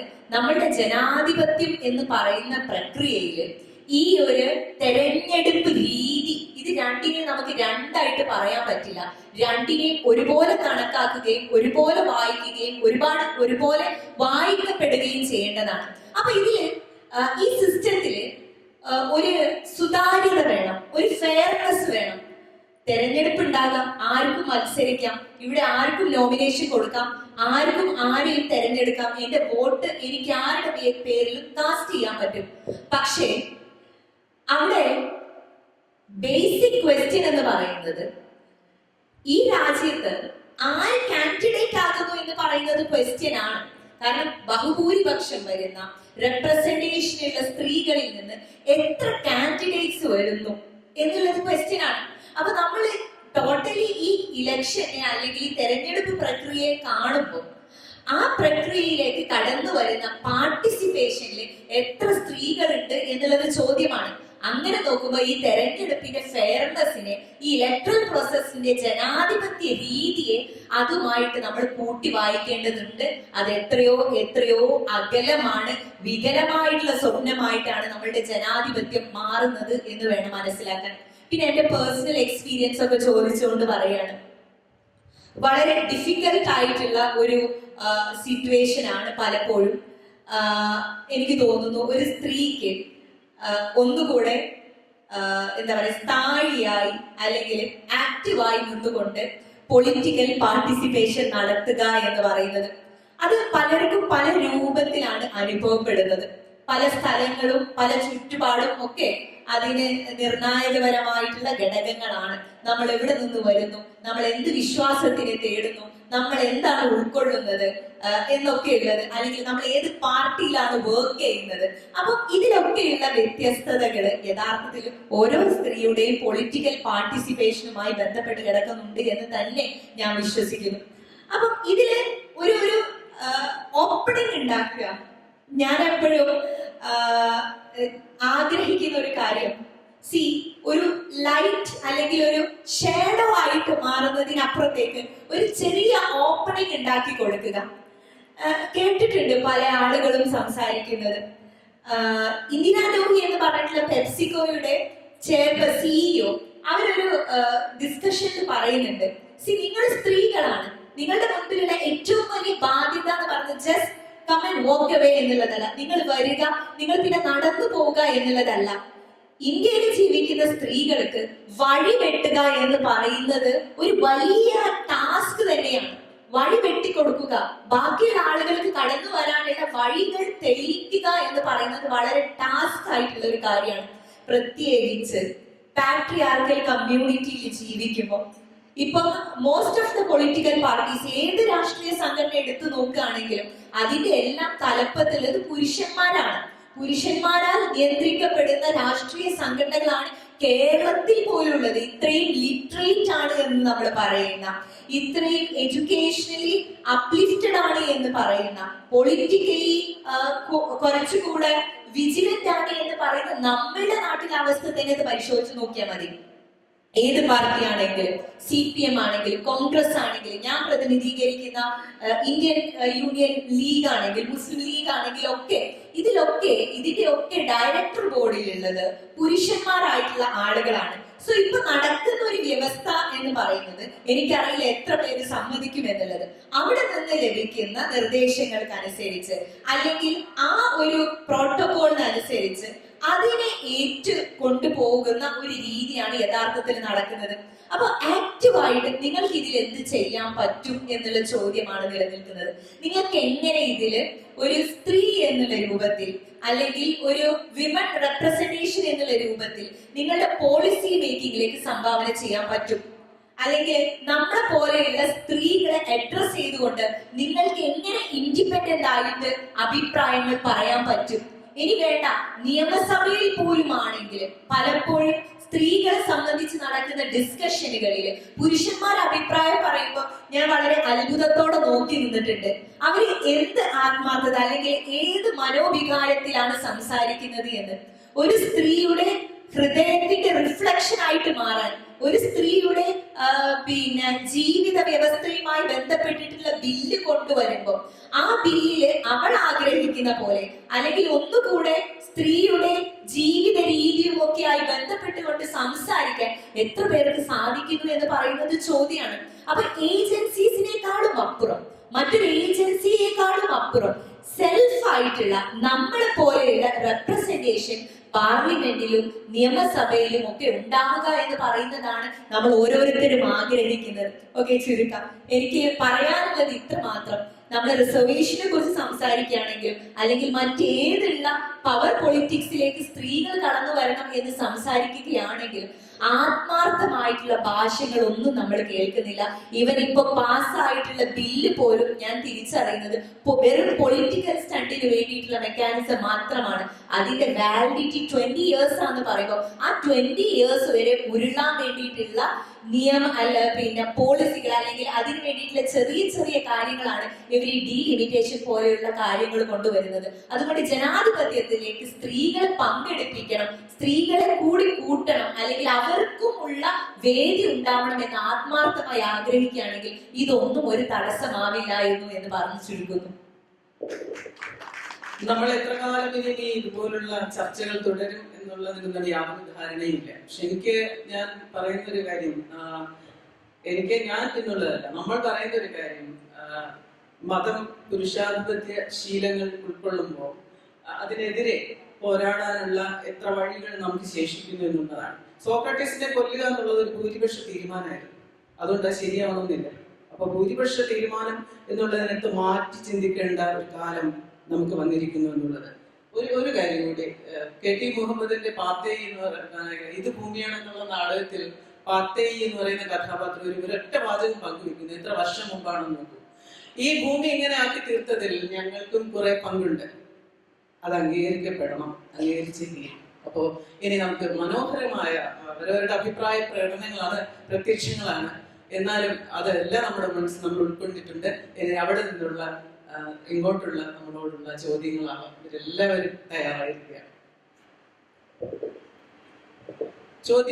ചോദ്യം മാത്രമാകുമ്പോ ഉത്തരം അങ്ങനെ വളരെ രസകരമായി വരും. ചോദ്യം സിമ്പിളാണ്. ചോദ്യം നമ്മുടെ ബിജിമോൾ എന്ന് പറയുന്ന MLA ആണല്ലോ അല്ലേ? ബിജിമോൾ സഖാവ്. ചോദ്യം ഇതാണ്: കേരളം നാട്ടിൽ വാഴും KR ഗൗരിയമ്മ എന്ന് പണ്ട് നമ്മളൊക്കെ ഇലക്ഷന് പാടിയില്ല. ഒരു വനിതാ മുഖ്യമന്ത്രി മറ്റുള്ള സംസ്ഥാനങ്ങൾ മുഴുവൻ ഉണ്ടായിട്ടും കേരളത്തിൽ ഒരു വനിതാ മുഖ്യമന്ത്രി ഉണ്ടായിട്ടില്ല എന്നാണ്. തന്നെയല്ല, കഴിഞ്ഞ പ്രാവശ്യം ശൈലജ ടീച്ചർ മന്ത്രിയാവുമെന്ന് പറഞ്ഞു, അതും ആയില്ല. അപ്പോൾ നമ്മൾ എങ്ങനെയാണ് ഒരു ബദൽ രാഷ്ട്രീയം, ഭൂഷ രാഷ്ട്രീയത്തിന് ബദലായിട്ട് കമ്മ്യൂണിസ്റ്റുകാരെ എങ്ങനെയാണ് ഉയർത്തിക്കൊണ്ടുവരുന്നത് എന്നുള്ള ചോദ്യം ഒന്നാമത്തെ ചോദ്യം. പിന്നെ ജനറൽ സീറ്റിൽ, രണ്ടാമത്തെ ചോദ്യം, ജനറൽ സീറ്റിൽ ഒരു വനിതയെ നിർത്തി ഇതുവരെയ്ക്ക് ജയിപ്പിച്ചിട്ടില്ല എന്നാണ് എൻ്റെ ഒരു പൊതു മണ്ഡലത്തിൽ വനിതകളെ നിർത്തുന്നുണ്ടോ എന്ന് എനിക്കറിയില്ല. മിക്കവാറും വനിതാ റിസർവേഷൻ മണ്ഡലങ്ങളിലായിരിക്കും നിർത്തുന്നത്. ഇതാണ് രണ്ട് ചോദ്യം. പിന്നെ ഞാൻ പറഞ്ഞില്ല, പഴയ 52 കാര്യം പറയുന്നില്ല. മാലിനി ഭട്ടാചാര്യ അതുപോലെ കുന്ദാസൻ, അവർക്കൊന്നും ബില്ല് അവതരിപ്പിക്കാൻ അവസരം കൊടുക്കാത്തതും കൂടിയാണ് നമ്മുടെ ഇടതുപക്ഷ പാർട്ടി എന്ന് ഓർമ്മപ്പെടുത്താണ്. 52 കാര്യം അത് പറയണ്ട. ഈ 2 ക്വസ്റ്റ്യൻ മാത്രം ഓക്കെ. കേരം തിങ്ങും കേരള നാട്ടിൽ KR ഗൗരി ഭരിക്കട്ടെ, അതാണ് ഒരു കാലഘട്ടത്തിൽ നമ്മൾ കേട്ട ഒരു മുദ്രാവാക്യം. നിർഭാഗ്യവശാൽ KR ഗൗരിയമ്മയ്ക്ക് മുഖ്യമന്ത്രിയാകാനായിട്ട് കഴിഞ്ഞില്ല. ഏറ്റവും കാലം നിയമസഭയിൽ അസംബ്ലിയില് വിവിധ വകുപ്പ് കൈകാര്യം ചെയ്ത മന്ത്രിയാകാൻ കഴിയുമെങ്കിലും KR ഗൗരിയമ്മയ്ക്ക് മുഖ്യമന്ത്രിയാകാൻ കഴിയാതെ പോയി. ശൈലജ ടീച്ചർക്ക് മുഖ്യമന്ത്രിയാകാൻ കഴിയാതെ പോയി എന്നൊക്കെ ഉള്ളത് ഞങ്ങളുടെ സ്വകാര്യ ദുഃഖങ്ങളാണ്. അതൊക്കെ ഇല്ല എന്ന് പറഞ്ഞിട്ട് കാര്യമില്ല. മറ്റൊന്ന്, ഇപ്പം റിസർവേഷൻ ഇല്ല എന്നുള്ളത് കൊണ്ട് തന്നെ ത്രിതല പഞ്ചായത്തിൽ മാത്രമാണ് വനിതകൾക്ക് റിസർവേഷൻ ഉള്ളത്. ഞാനടക്കം ഇപ്പൊ ജയിച്ചു വന്നിട്ടുള്ള MLA-മാരെല്ലാം തന്നെ പൊതുമണ്ഡലത്തിൽ നിന്ന് തന്നെ ജയിച്ചു വന്നിട്ടുള്ളവരാണ്. ഇവിടെ റിസർവേഷൻ ഇല്ല. ഇനി ഒരു റിസർവേഷൻ വന്നെങ്കിൽ മാത്രമേ കൂടുതൽ സ്ത്രീകൾ അസംബ്ലിയിലേക്കും പാർലമെന്റിലേക്കും എത്തൂ എന്നുള്ളതാണ്. അതുകൊണ്ട് ഇപ്പൊ പാസ്സാക്കി വെച്ചിരിക്കുന്ന സംവരണ ബില്ല് വളരെ വേഗം നടപ്പിലാക്കാൻ വേണ്ടിയിട്ടുള്ള ഒരു സമ്മർദ്ദം പ്രിയപ്പെട്ട സുഹൃത്തിന്റെ ഭാഗത്തു നിന്ന് ശക്തമായ ഒരു പിന്തുണ ഉണ്ടാകണമെന്ന് ഈ അവസരത്തിൽ പ്രത്യേകമായിട്ട് അഭ്യർത്ഥിക്കുന്നു. ഇപ്പോ ഇവിടെ നമ്മൾ ഈ ചർച്ച തുടങ്ങിയത് മുതൽ ഇപ്പൊ ഇദ്ദേഹം ഉന്നയിച്ച ചോദ്യം വരെ നിൽക്കുന്നത് ജനാധിപത്യവും സ്ത്രീ പ്രാതിനിധ്യവും എന്ന വിഷയത്തിൽ നമ്മൾ ഇത്രയും നേരം ചർച്ച ചെയ്യുന്നത് സ്ത്രീ മുന്നേറ്റത്തിൻ്റെ കേവലം ഒരു രാഷ്ട്രീയ മുന്നേറ്റത്തിനെ കുറിച്ചോ അല്ലെങ്കിൽ ഒരു മിനിസ്റ്റർ ആകുന്നതിനെ കുറിച്ചോ അല്ലെങ്കിൽ ഒരു MLA, ഒരു ജനപ്രതിനിധി എന്നുള്ള ആ ഒരു തലത്തിലേക്കാണ് ഈ ചർച്ച വന്ന് എത്തി നിൽക്കുന്നതും തുടക്കം മുതലേ നമ്മൾ ഗൗരവത്തോടു കൂടി ചർച്ച ചെയ്തുകൊണ്ടിരിക്കുന്നത്. യഥാർത്ഥത്തിൽ നമ്മുടെ സമൂഹത്തിൽ സ്ത്രീ പ്രാതിനിധ്യത്തിന് തടസ്സം നിൽക്കുന്നത് അല്ലെങ്കിൽ സ്ത്രീകൾ എക്കാലഘട്ടത്തിലും അടിച്ചമർത്തപ്പെട്ടു പോകുന്നത് യഥാർത്ഥത്തിൽ മത ചുറ്റുപാടുകൾ കൊണ്ടല്ലേ, മത അന്തരീക്ഷ നിലനിൽക്കുന്നത് കൊണ്ടല്ലേ എന്നുള്ള വസ്തുത നമ്മളിവിടെ ചർച്ചയിൽ മറഞ്ഞു പോയതാണ്. എന്തുകൊണ്ടാണെന്നുള്ളത് എനിക്കറിയില്ല. മതത്തെ തൊട്ടാ കൈപ്പൊള്ളുന്ന കാലഘട്ടം ആയതുകൊണ്ടാവാം. ഇപ്പോൾ ഫാത്തിമ തഹ്ലിയ ഉൾപ്പെടെയുള്ള സമൂഹത്തോടാണ് വനിതാ മുന്നേറ്റത്തിന് മതം എത്രത്തോളം സ്ത്രീ മുന്നേറ്റത്തിന് ഇപ്പോൾ തഹ്ലിയ പ്രതിനിധാനം ചെയ്യുന്ന വിശ്വസിക്കുന്ന പ്രത്യയശാസ്ത്രമുള്ള രാഷ്ട്രീയ പാർട്ടി ഉൾപ്പെടെ സ്ത്രീകളെ വീട്ടിലിരുത്തി പഠിപ്പിച്ച് അല്ലെങ്കിൽ വീട്ടിലിരുന്നാൽ മതി എന്നുള്ള കാഴ്ചപ്പാടുള്ള ഒരു യാഥാർത്ഥ്യം നിലനിൽക്കുന്നുണ്ട്. സ്ത്രീകൾക്ക് മുന്നേറ്റം, സമൂഹത്തിൽ മുന്നേറ്റം യഥാർത്ഥത്തിൽ കുടുംബത്തിൽ നിന്ന് തന്നെയാണ് വേണ്ടത് എന്നുള്ളത് വിശ്വസിക്കുന്ന ഒരാളാണ് ഞാൻ. കാരണം സ്ത്രീ തന്നെയാണ് സ്ത്രീയെ അടക്കിയിരുത്തുന്നത്. ഒരു പെൺകുട്ടി വളർന്നു വരുമ്പോൾ അമ്മ തന്നെ പറഞ്ഞു കൊടുക്കുകയാണ്, നീ ഓടരുത്, ചാടരുത്, പോവരുത്, വളരരുത്, അങ്ങനെ ആവരുത്, ഇങ്ങനെ ആവരുത് എന്നുള്ളത്. യഥാർത്ഥത്തിൽ അവിടെ നിന്നാണ് അതിൻ്റെ ഒരു തടഞ്ഞു നിർത്തൽ എന്നുള്ളത് ഞാൻ മനസ്സിലാക്കുന്നത്. അതിനേക്കാൾ ഉപരി അവർക്ക് ആ ചിന്ത കൊടുത്തത് അവർ പഠിച്ചു വളർന്നു വന്ന അവരുടെ മതചിന്താഗതികളും പണ്ഡിതന്മാരുടെ അല്ലെങ്കിൽ മതം ക്രിയേറ്റ് എടുത്തിട്ടുള്ള ഒരു ലോകത്ത് നിന്നുകൊണ്ടാണ് അവരത്തരത്തിൽ പറയാൻ നിർബന്ധിതരായി പോകുന്നത് എന്നുള്ളൊരു അഭിപ്രായമുണ്ട്. ഇത്രയും നേരം സംസാരിച്ച വ്യക്തികൾ എന്നുള്ള രീതിയിൽ നിങ്ങളുടെ ഒരു അഭിപ്രായം കേൾക്കാൻ താല്പര്യമുണ്ട്. നിങ്ങളുടെ ചോദ്യം എനിക്ക് മനസ്സിലായി. Thank you for the question.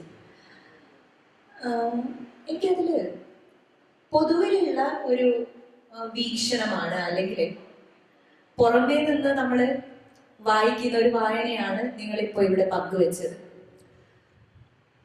ഒരു കാര്യം, എനിക്ക് മതമാണ് കാരണം അല്ലെങ്കിൽ ഹേർഡിൽ എന്ന് പറയുന്നതിനോട് ഞാൻ യോജിക്കുന്നില്ല. പക്ഷെ മതത്തിനെ വികലമായിട്ട് വായിക്കുകയും അതിന് ആ രൂപത്തിൽ ഇന്റർപ്രറ്റ് ചെയ്യുന്ന ആളുകളും യഥാർത്ഥത്തിൽ അത്തരത്തിലുള്ള ഒരു വിഷയത്തിലേക്ക് കാര്യങ്ങൾ കൊണ്ടുപോകുന്നുണ്ട് എന്നാണ് ഞാൻ വിശ്വസിക്കുന്നത്. ഞാൻ വിശ്വസിക്കുന്ന എൻ്റെ മതപരമായിട്ടുള്ള വിശ്വാസത്തിനനുസരിച്ച് ഞാൻ ഉൾക്കൊള്ളുന്നത് അല്ലെങ്കിൽ ഞാൻ ജീവിതത്തിൽ പകർത്തുന്ന കാര്യം, ഞാൻ പൊളിറ്റിക്കൽ ആയിട്ടില്ല എങ്കിൽ എൻ്റെ വിശ്വാസം പോലും പൂർണ്ണമാവില്ല എന്നാണ് ഞാൻ വിശ്വസിക്കുന്നത്. എൻ്റെ ചുറ്റുമുള്ള സാമൂഹിക അന്തരീക്ഷത്തിലേക്ക് ഞാൻ കടന്നു വന്നിട്ടില്ല എങ്കിൽ, ചുറ്റും കാണുന്നതിനോട് ഞാൻ സംസാരിച്ചിട്ടില്ല എങ്കിൽ, ഇവിടെ നടക്കുന്ന അന്യായങ്ങൾക്കെതിരെ ഞാൻ ശബ്ദമുയർത്തിയിട്ടില്ല എങ്കിൽ ഐ വിൽ ബി ഇൻകംപ്ലീറ്റ് എന്നുള്ളതാണ് എൻ്റെ വിശ്വാസം. പക്ഷെ നമുക്കറിയാം, ഓരോ മതങ്ങളെയും വ്യത്യസ്ത ധാരകളിൽ വായിക്കുന്ന ആളുകളുണ്ട്, വ്യത്യസ്ത രൂപത്തിൽ വിശദീകരിക്കുന്ന ആളുകളുണ്ട്. ഇപ്പൊ നമുക്കറിയാം, ഇന്ത്യ ഭരിച്ചുകൊണ്ടിരിക്കുന്ന ഫാസിസ്റ്റ് സർക്കാർ കൊണ്ടുവരുന്ന അവരുടെ ഹിന്ദുത്വ ഐഡിയോളജി യഥാർത്ഥ ഹിന്ദുവിന്റെ വേദനയോ ഛേദോ വികാരമോ അല്ല അവർ ഉയർത്തിപ്പിടിക്കുന്നത്. അവര് ക്ഷേത്രം പണിയുന്നു, എന്നിട്ട് അതിലൂടെ അവർ ഉയർത്തിപ്പിടിക്കുന്ന മുദ്രാവാക്യം എന്ന് പറയുന്നത് ഈ നാടിന് അപകടകരമായിട്ടുള്ള കാര്യമാണ്. ഒരു ഹിന്ദുവിന്റെയും താല്പര്യമല്ല അത്, ഒരു വിശ്വാസിയായിട്ടുള്ള ഹിന്ദുവിന് ഉൾക്കൊള്ളുന്ന കാര്യമല്ല ഇത്. അപ്പൊ അത്തരത്തില് മതങ്ങളെ തെറ്റായിട്ട് വ്യാഖ്യാനിക്കുന്ന ആളുകൾ ഒരുപാട് മുന്നോട്ട് വരുന്നുണ്ട്. അങ്ങനെ വ്യാഖ്യാനിക്കപ്പെടുമ്പോൾ പലപ്പോഴും സ്ത്രീകളോട് അകത്തിരിക്കാൻ പറയാറുണ്ട്, നിങ്ങൾ പുറത്തു പോകരുത് എന്ന് പറയാറുണ്ട്, നിങ്ങളുടെ രാഷ്ട്രീയ പ്രാതിനിധ്യം ആവശ്യമില്ല എന്നുള്ള വാക്കുകളൊക്കെ നമ്മൾ കേൾക്കുന്നുണ്ട്. അപ്പൊ അതിനോടൊക്കെ വിയോജിക്കുക എന്നുള്ളതാണ് പറയാനുള്ളത്. പക്ഷെ അതിനെ ഒന്നടങ്കം അത് മതമാണ് കാരണം എന്ന് ആക്ഷേപിക്കുന്നതിനോട് ഞാൻ യോജിക്കുന്നില്ല. മാത്രമല്ല, ഇപ്പോഴത്തെ നമ്മുടെ ചരിത്രം പോലും പരിശോധിച്ച് നോക്കുമ്പോൾ പലരും പറഞ്ഞു തരാറില്ല. ഞാനൊരു മുസ്ലിം സ്ത്രീ എന്നുള്ള രൂപത്തിൽ, മുസ്ലിം സ്ത്രീ യഥാർത്ഥത്തില് ഒരു സോഷ്യൽ റിഫോർമേഷൻ മൂവ്മെന്റിന്റെ ഭാഗമായിട്ടുള്ള ആളുകളായിരുന്നു എന്നുള്ള ചരിത്രം പലപ്പോഴും ഞാനും ഈ രാഷ്ട്രീയ മേഖലയിലേക്കൊക്കെ സജീവമായി വരുമ്പോൾ വളരെ കൗതുകത്തോടെ കേട്ടു നിന്നിട്ടുണ്ട്. നമ്മൾ ആരും പഠിപ്പിച്ചിട്ടില്ലതൊന്നും, നമുക്കാരും പറഞ്ഞു തന്നിട്ടില്ല. ഇപ്പം നൂർജഹാൻ എഴുതിയിട്ടുള്ള ഹലീമ ബീവി എന്ന് പറഞ്ഞൊരു പുസ്തകമുണ്ട്.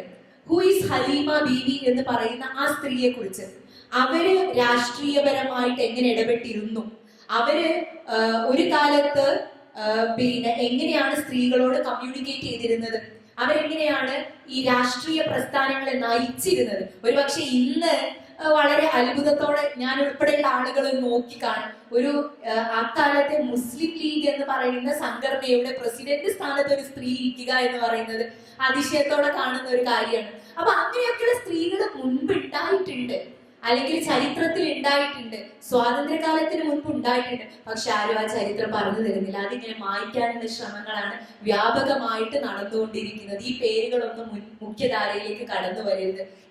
ഞാൻ പൊസസ് ചെയ്യുന്ന ഐഡന്റിറ്റി നിൽക്കുന്നത് കൊണ്ടാണ് അങ്ങനെ ഒരു മറുപടി പറഞ്ഞത്. അതുകൊണ്ട് മതത്തിനെ ഒന്നടങ്കം ആക്ഷേപിക്കാതെ മതത്തിനകത്ത് നിന്നുള്ള പുഴുക്കുത്തലുകൾ, ഇത്തരത്തിൽ തെറ്റായിട്ടുള്ള വ്യാഖ്യാനങ്ങളോട് തീർച്ചയായിട്ടും ഞാൻ എന്റെ എതിർപ്പ് രേഖപ്പെടുത്തുന്നു. അമേരിക്കയുടെ മുൻ പത്രാധിപരോടെയായിരുന്നു ഹലീമ ബീവി, അത് നമ്മളറിയാം. സ്വന്തമായിട്ട് പത്രം നടത്തി. അടുത്ത ചോദ്യം. നമസ്കാരം. ചോദ്യം വേദിയിലിരിക്കുന്ന എല്ലാവരോടും കൂടിയാണ്. ചോദ്യമല്ല, ഒരു അഭിപ്രായമായിട്ട് രേഖപ്പെടുത്താം. ഇപ്പൊ ഈ ഒരു ടോക്ക് തുടങ്ങുന്നത് നമ്മളെന്ന് തന്നെ പറയട്ടെ. ഈ ഒരു ചർച്ച തുടങ്ങുമ്പോൾ തന്നെ ഫാത്തിമ സംസാരിച്ച് തുടങ്ങുമ്പോൾ പറഞ്ഞൊരു കാര്യമുണ്ട്. ഇത്തരം ചർച്ചകളൊക്കെ ഒരു ഇൻകംപ്ലീറ്റ്നെസ് അല്ലെങ്കിൽ ഒരു അപൂർണതയിലാണ് എപ്പോഴും. സ്ത്രീയും പ്രാതിനിധ്യവും എന്ന് പറയുന്ന ടോക്കുകളൊക്കെ ഒരു അപൂർണതയിലാണ് അവസാനിക്കുക.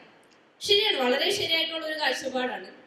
അപ്പൊ എന്റെ ചോദ്യം എന്ന് പറയുന്നത്, നമ്മള് ഇപ്പൊ ഈ ഒരു 1.5 മണിക്കൂറിൽ ഈ ഒരു 1 മണിക്കൂറോളം നമ്മൾ പരസ്പരം സംസാരിച്ചിരിക്കുമ്പോഴും നമ്മൾ സംവാദങ്ങളിൽ ഏർപ്പെടുമ്പോഴും ഒക്കെ സ്ത്രീകൾ ഇന്ന് ഇന്ത്യയില് അല്ലെങ്കിൽ കേരളത്തില് അല്ലെങ്കിൽ ലോകത്ത് അനുഭവിച്ചുകൊണ്ടിരിക്കുന്ന പ്രശ്നങ്ങളെ പറ്റി, അത് പൊളിറ്റിക്സിലായിക്കോട്ടെ അല്ലെന്നുണ്ടെങ്കിൽ സൊസൈറ്റിയിൽ ഫിസിക്കലി ഓർ മെന്റലി ഒക്കെ അവർ അനുഭവിച്ചുകൊണ്ടിരിക്കുന്ന നമ്മൾ വായിച്ചും കണ്ടും കേട്ടും ഒക്കെ അറിയുന്ന കാര്യങ്ങളെ പറ്റിയാണ് സംസാരിച്ചുകൊണ്ടിരിക്കുന്നത്. അപ്പൊ ഇതിനപ്പുറത്തേക്ക് ഇപ്പൊ ഒരു ഫാത്തിമ ഒരു കാര്യം കൂടി സൂചിപ്പിച്ചിരുന്നു. വലിയ പൊളിറ്റിക്കൽ പാർട്ടികളുടെ ഒക്കെ തലപ്പത്തിരിക്കുന്ന വ്യക്തികളൊക്കെ പുരുഷന്മാരാണ്. അപ്പൊ ഇന്ന് നടന്നുകൊണ്ടിരിക്കുന്നത് ഈ പറഞ്ഞ പോലെ സ്ത്രീകൾ അവരുടെ നിർദ്ദേശങ്ങൾക്ക് അനുസരിച്ച് താഴെത്തട്ടിലേക്കുള്ള ആ ഒരു ബ്യൂറോക്രസിയിൽ വരുമ്പോൾ താഴെത്തട്ടിലേക്കുള്ള സ്ത്രീകൾ അവരുടെ നിർദ്ദേശങ്ങൾക്ക് അനുസരിച്ച് പ്രവർത്തിക്കാൻ ബാധ്യസ്ഥരായിക്കൊണ്ടിരിക്കുകയാണെന്നുള്ളതാണ്. അപ്പോ എന്തുകൊണ്ട് അതിനൊരു ഏറ്റവും വലിയ ഉദാഹരണമായിട്ട് ഇപ്പോ ഒരു രാജ്യത്തിന്റെ സുപ്രീം പവർ എന്ന് പറയുന്ന പ്രസിഡന്റ് നിലവില് നമുക്കറിയാം ഒരു സ്ത്രീയാണ്, ദ്രൗപദി മുർമു. അവര് പോലും BJP ഗവൺമെന്റിന്റെ ഒരു കൽപ്പാവയായിട്ട് ആണിപ്പോ പ്രവർത്തിച്ചുകൊണ്ടിരിക്കുന്നത് എന്നുള്ളതൊരു യാഥാർത്ഥ്യമാണ് എന്ന് തന്നെ ഞാൻ സമർത്ഥിക്കും. അപ്പൊ എന്റെ ചോദ്യം എന്ന് പറയുന്നത്, നടന്നുകൊണ്ടിരിക്കുന്ന പ്രശ്നങ്ങളെ പറ്റി വീണ്ടും വീണ്ടും വീണ്ടുമുള്ള ചർച്ചകൾക്കുപരി ഈ ഒരു ഷെല്ലിനെ എങ്ങനെ നമുക്ക് പൊട്ടിക്കാം, അല്ലെങ്കിൽ എങ്ങനെ ഈ ഒരു ഷെല്ലിൽ നിന്ന് പുറത്തു വന്നിട്ട് നമുക്ക് എന്ത് ചേഞ്ചിന് ഉണ്ടാക്കാം എന്നുള്ളതിനെ പറ്റിയുള്ള ചർച്ചകളല്ലേ ശരിക്കും ആവശ്യമായിട്ടുള്ളത് എന്നാണ് എന്റെ ചോദ്യം. മറുപടി ആരിൽ നിന്നും പ്രതീക്ഷിക്കുന്നു. Thank you. എനിക്ക് തോന്നുന്നു ഞാൻ പറഞ്ഞ അവതരണം അത് തന്നെയായിരുന്നു. നമ്മള് ഒന്ന് ഇൻകംപ്ലീറ്റ് എന്ന് പറയുന്നതിൽ അർത്ഥമൊന്നുമില്ല. ഇപ്പൊ നമ്മള് ന്യൂനപക്ഷങ്ങളുടെ പ്രശ്നമായാലും ദളിതരുടെ പ്രശ്നമായാലും ഇപ്പൊ സാഹിത്യ അക്കാദമിയുടെ ഒരു ഹാളിലിരുന്ന് അതിനൊരു അന്തിമ തീരുമാനമൊന്നും നമുക്ക് ഉണ്ടാക്കാൻ കഴിയില്ല. ഇതൊക്കെ പൊതു ഇടങ്ങളാണ്, നമ്മൾ പൊതുസമൂഹമാണ്. നമ്മളെല്ലാവരും ഇത്തരം കാര്യങ്ങളെ കുറിച്ച് വീണ്ടും വീണ്ടും ചർച്ച ചെയ്യുക, വ്യത്യസ്തമായ അഭിപ്രായങ്ങൾ സ്വീകരിക്കുക എന്നുള്ളത് തന്നെ ഒരു ജനാധിപത്യ പ്രക്രിയയാണ്. ആ പ്രക്രിയയുടെ ഭാഗമാവാണ്. ഇവിടെ വെച്ച് അതിനൊരു അവസാനം ഒരു പരിഹാരം കണ്ടിട്ട് പോകാൻ നമുക്ക് കഴിയില്ല. അതുകൊണ്ട് തന്നെ ഇതൊന്നും ഇൻകംപ്ലീറ്റ് എന്ന ആളുടെ അഭിപ്രായത്തോടെ ഞാൻ പൂർണ്ണമായിട്ട് വിയോജിക്കുകയാണ്. പക്ഷേ ഈ പറഞ്ഞ ഒരു കാര്യം, ഞാൻ പറഞ്ഞത് മുഴുവനും അത് തന്നെയായിരുന്നു. അതായത് ജനാധിപത്യ പ്രക്രിയ എന്ന് പറയുന്നത്, ആ ജനാധിപത്യ പ്രക്രിയയിൽ അത് രാഷ്ട്രീയ പ്രസ്ഥാനങ്ങളാണ് അല്ലെങ്കിൽ തെരഞ്ഞെടുപ്പാണ്, ഇതിനകത്തെല്ലാം തന്നെ സ്ത്രീകളുടെ പൂർണ്ണമായ പങ്കാളിത്തത്തോടു കൂടി മുന്നോട്ട് വന്ന് ആ രീതിയിൽ തെരഞ്ഞെടുക്കപ്പെട്ട് അങ്ങനെ നമുക്ക് ഈ സംവരണം എന്ന നമ്മുടെ നിയമപരമായ അവകാശത്തെ പൂർണ്ണമാക്കാനും അർത്ഥപൂർണ്ണമാക്കാനും പറ്റുള്ളൂ എന്നുള്ളതായിരുന്നു എൻ്റെ അവതരണത്തിന്റെ ഒരു കാതൽ എന്ന് പറയുന്നത്. കാരണം നേരത്തെ സൂചിപ്പിച്ചതുപോലെ ഒരാളെ ഇപ്പൊ പ്രഗ്യാ സിംഗിനെ പോലെയുള്ള ഒരു 200 പേരെ പാർലമെന്റിൽ കൊണ്ടുവെക്കുന്നത് കൊണ്ട് ഇവിടെ യാതൊരു തരത്തിലുള്ള ലിംഗനീതിയോ ഒരു മാറ്റമോ ഉണ്ടാകാൻ പോകുന്നില്ല. അതാണ് ഞാൻ നേരത്തെ പറഞ്ഞതിന്റെ പച്ചമലയാളം. അപ്പൊ ആരാണ് തെരഞ്ഞെടുക്കപ്പെടുക? അങ്ങനെ തെരഞ്ഞെടുക്കപ്പെടണമെങ്കിൽ ഞാൻ പറഞ്ഞതുപോലെ കുടുംബത്തിൽ തുടങ്ങേണ്ട ജനാധിപത്യ പ്രക്രിയ പാർലമെന്റ് വരെ എത്തുന്ന തരത്തിലുള്ള ഒരു മാറ്റം ഉണ്ടാകണം. അങ്ങനെയുള്ള മാറ്റം ഉണ്ടാക്കുന്നതിന് തരത്തിലുള്ള പ്രവർത്തനങ്ങൾ അത് നടക്കുന്നുണ്ട്, ഇല്ല എന്നല്ല. പിന്നെ മറ്റൊരു സുഹൃത്ത് ചോദിച്ച മതം, തീർച്ചയായിട്ടും അത് ബിന്ദു പലതവണ പറഞ്ഞതാണ്. മതം ഒരു വലിയ തടസ്സം തന്നെയാണ്, യാതൊരു സംശയമില്ല. ഇപ്പം ഫാത്തിമ പറയുന്നത് പോലെ ശരിയാണ്. എല്ലാ മതങ്ങൾക്കും, പ്രത്യേകിച്ച് സംഘടിത മതങ്ങൾക്ക് തീർച്ചയായിട്ടും അതിൻ്റെ ഉത്ഭവത്തിന്, അതിൻ്റെ തുടക്കത്തിന് ഒരു വിമോചന സ്വഭാവമുണ്ട് എന്ന് മാത്രമല്ല, ഒരു സമൂഹത്തിൽ വളരെ ഗുരുതരമായ ദുരന്തങ്ങളും പ്രശ്നങ്ങളും നിലനിൽക്കുന്ന ഒരു സമൂഹത്തിൽ മനുഷ്യർ മതവിശ്വാസികളാകും. അതാരും അത് എതിർക്കുന്നില്ല. ആ മതവിശ്വാസം എന്ന് പറയുന്നത് അവരുടെ സ്വകാര്യമായ ഒന്ന് തന്നെയാണ്. ആ മതവിശ്വാസമല്ല ഇവിടുത്തെ പ്രശ്നം. പക്ഷേ മതവിശ്വാസത്തെ ഒന്ന് പൗരോഹിത്യം, ഒന്ന് രാഷ്ട്രീയം, മതത്തെ രാഷ്ട്രീയവൽക്കരിച്ചുകൊണ്ട് അതിന്റെ കാഴ്ചപ്പാടിൽ നിന്നുകൊണ്ട് സ്ത്രീകളെ അന്ന് പൗരോഹിത്യം എന്താണോ പറഞ്ഞത് അതാണ് എന്ന തരത്തിൽ പറയുകയും സ്ത്രീകളെ രണ്ടാം പൗരന്മാരാണോ എന്ന് പറഞ്ഞു സ്ഥാപിക്കുകയും, എല്ലാ മതങ്ങളും, മുസ്ലിം, ക്രിസ്ത്യൻ, ഹിന്ദു മതങ്ങൾ എല്ലാം തന്നെ ഇന്ന്, ശരിയാണ് ഫാത്തിമ പറഞ്ഞത്, തുടക്കത്തിന്റെ സമയത്ത് അങ്ങനെ ആയിരുന്നില്ല. അത് നബി തുടങ്ങിയപ്പോഴും ക്രിസ്തു തുടങ്ങിയതും ഒക്കെ അന്നത്തെ സമൂഹത്തിൽ ഒരു വിപ്ലവം സൃഷ്ടിച്ചുകൊണ്ട്, ഞങ്ങളൊക്കെ പറയാറുണ്ട് ക്രിസ്തു ഒക്കെയാണ് ആദ്യത്തെ കമ്മ്യൂണിസ്റ്റുകാരെന്ന്. കാരണം അത്രയേറെ വിമോചനാത്മകമായിരുന്നു. പക്ഷെ പിന്നീട് പൗരോഹിത്യം അത് ഏറ്റെടുക്കുകയും പൗരോഹിത്യത്തിനേക്കാളും അപകടത്തിൽ ഇന്ന് രാഷ്ട്രീയം അത് ഏറ്റെടുക്കുകയും ചെയ്യുന്നു എന്നുള്ളതാണ്. അവിടെയാണ് അപകടം. അത് തന്നെയാണ് ജനാധിപത്യത്തിനും സ്ത്രീകളുടെ പങ്കാളിത്തത്തിനും സ്ത്രീകളുടെ പ്രതിനിധാനത്തിനും ഏറ്റവും അപകടം ചെയ്യുന്നത്. അപ്പൊ അതുകൊണ്ടാണ് ഞാൻ പറഞ്ഞത് ഈ ജനാധിപത്യ പ്രക്രിയയിൽ ഉടനീളം സ്ത്രീകളുടെ പങ്കാളിത്തം ആവശ്യമാണ് എന്നത്. അങ്ങനെ പൂർണ്ണമായ തരത്തിലുള്ള പങ്കാളിത്തം. അപ്പൊ അതിന് മുമ്പ് ശരിയാണ്, ഇപ്പൊ കമ്മ്യൂണിസ്റ്റ് പാർട്ടികൾക്ക് ഇപ്പൊ ഒരു മുഖ്യമന്ത്രി ഇല്ല, ഒരു മന്ത്രി ഇല്ല, അതൊക്കെ ശരിയാണ്, അതൊക്കെ ഉണ്ടാകാമായിരുന്നു എന്നതാണ് ഒരു സ്ട്രക്ചറിന്റെ പ്രശ്നം. ഇപ്പൊ കമ്മ്യൂണിസ്റ്റ് പാർട്ടികൾ എല്ലാവരും പൂർണ്ണമായും സ്ത്രീപക്ഷമാണെന്ന അഭിപ്രായമൊന്നും എനിക്ക് പറ്റുമ്പോഴോ ആ പാർട്ടിയുമായി ബന്ധപ്പെട്ട് നിൽക്കുന്നവർക്കും ഇല്ല. അത് മാറേണ്ടത് തന്നെയാണ്. അതുകൊണ്ടാണ് ഞാൻ പറഞ്ഞത്. പക്ഷെ ഒരു കാര്യം എനിക്ക് പറയാം, തീർച്ചയായിട്ടും ഇന്ന് നമ്മൾ നോക്കുമ്പോൾ ഒരു നിര എവിടെ പാർലമെന്റിലായാലും അസംബ്ലിയിലായാലും നിർത്തി വിജയിപ്പിക്കാൻ പറ്റുന്ന ഈ 140 മണ്ഡലത്തിലും അല്ലെങ്കിൽ 20 ലോക്സഭാ മണ്ഡലങ്ങളിലും നിർത്താൻ പറ്റുന്ന സമൂഹത്തിന് അംഗീകരിച്ചിട്ടുള്ള ജീവിതകാലം ഉടനീളം രാഷ്ട്രീയ പ്രവർത്തനം നടത്തിയ ഒരു നിര നേതാക്കന്മാരെ കാണിക്കാൻ ഇടതുപക്ഷ പാർട്ടികൾക്ക് കഴിയും. CPM-നും പറ്റും, CPI-ക്കും പറ്റും തന്നെയാണ് എൻ്റെ അഭിപ്രായം. ഞാൻ ഇപ്പോൾ വേണമെങ്കിൽ ഞാൻ ലിസ്റ്റ് തരാം. അതവർ നിർത്തുമോ എന്നത് മറ്റു ചോദ്യം. പക്ഷെ ഉണ്ട് എന്നത് ഒരു വളർച്ചയുടെയും ഒരു വികാസത്തിന്റെയും ഭാഗം തന്നെയാണ്. അത് പ്രതീക്ഷ നൽകുന്നത് തന്നെയാണ് എന്നതിന് യാതൊരു സംശയവുമില്ല. എല്ലാവർക്കും നമസ്കാരം. മതത്തെക്കുറിച്ച് ആ സഹോദരൻ പറഞ്ഞത് 100% ശരിയാണ്. മതം തന്നെയാണ് സ്ത്രീകളുടെ എതിരായി നിൽക്കുന്ന പ്രധാന ഘടകം. മതത്തിന്റെ ആളുകൾക്ക് അതിന് വെള്ള പൂശാതിരിക്കാൻ പറ്റില്ല. ഇപ്പൊ ഫാത്തിമി അതിനെ വെള്ള പൂശാനൊക്കെ ശ്രമിച്ചു, നമ്മൾ കണ്ടു, സന്തോഷമായി കോമഡി കണ്ട പോലെ കേട്ടിരുന്നു. പക്ഷെ മതം തന്നെയാണ് ഏറ്റവും വലിയ പ്രശ്നം. മതത്തെ ഒഴിവാക്കിക്കൊണ്ടുള്ള രാജ്യങ്ങളിൽ സ്ത്രീ പ്രാതിനിധ്യമുണ്ട്, സന്തോഷമുണ്ട്. മതം ഇല്ല എന്ന് വിശ്വസിക്കുന്ന രാജ്യങ്ങൾ അവിടെ സ്ത്രീ പ്രാതിനിധ്യമുണ്ട്. സംവരണത്തിലൂടെയല്ല, അവിടെ സന്തോഷമുണ്ട്, ജനങ്ങൾ ആഹ്ലാദിച്ച് സന്തോഷിച്ച് ജീവിക്കുന്നുണ്ട്. പിന്നെ ഞാൻ ചോദിക്കാൻ ഉദ്ദേശിച്ച കാര്യത്തിന്റെ മറുപടി പാർവതി മാഡം പറഞ്ഞു. എന്നാലും ഞാൻ ഒരു ഇതിനു വേണ്ടി ചോദിക്കുകയാണ്. ഏതാളെയാണ് ഇപ്പൊ ഉദാഹരണത്തിന് എൻ്റെ നാട് പാണഞ്ചേരി, അവിടെ രാപ്പകൽ കഷ്ടപ്പെട്ട് പാർട്ടിക്ക് വേണ്ടി പണിയെടുത്ത ഒരാള് രാമേട്ടൻ, ഉദാഹരണം കേട്ടോ, രാമേട്ടൻ എന്നുള്ള കഥാപാത്രമാണ്. അങ്ങനെ ഒരാളില്ല, അങ്ങനെ ഒരാളുണ്ട്, പക്ഷെ അദ്ദേഹത്തിന്റെ പേരല്ല. ഇലക്ഷൻ ഡിക്ലെയർ ചെയ്തപ്പോ പറയാണ് പാണഞ്ചേരി വാർഡ് സ്ത്രീകൾക്ക് കൊടുത്തു. അപ്പൊ ഈ രാപ്പകൽ കഷ്ടപ്പെട്ട രാമേട്ടൻ അവിടെ പോയി അങ്ങനെ എന്നിട്ട് ഒരു സ്ത്രീനെ കൊണ്ട് നിർത്തി 5 കൊല്ലം എങ്ങനെയോ വലിച്ചെത്തിച്ചു. അപ്പൊ ഞാൻ ചോദിക്കുന്ന ഒരു ചോദ്യം, വളരെ സിമ്പിളായ ചോദ്യം.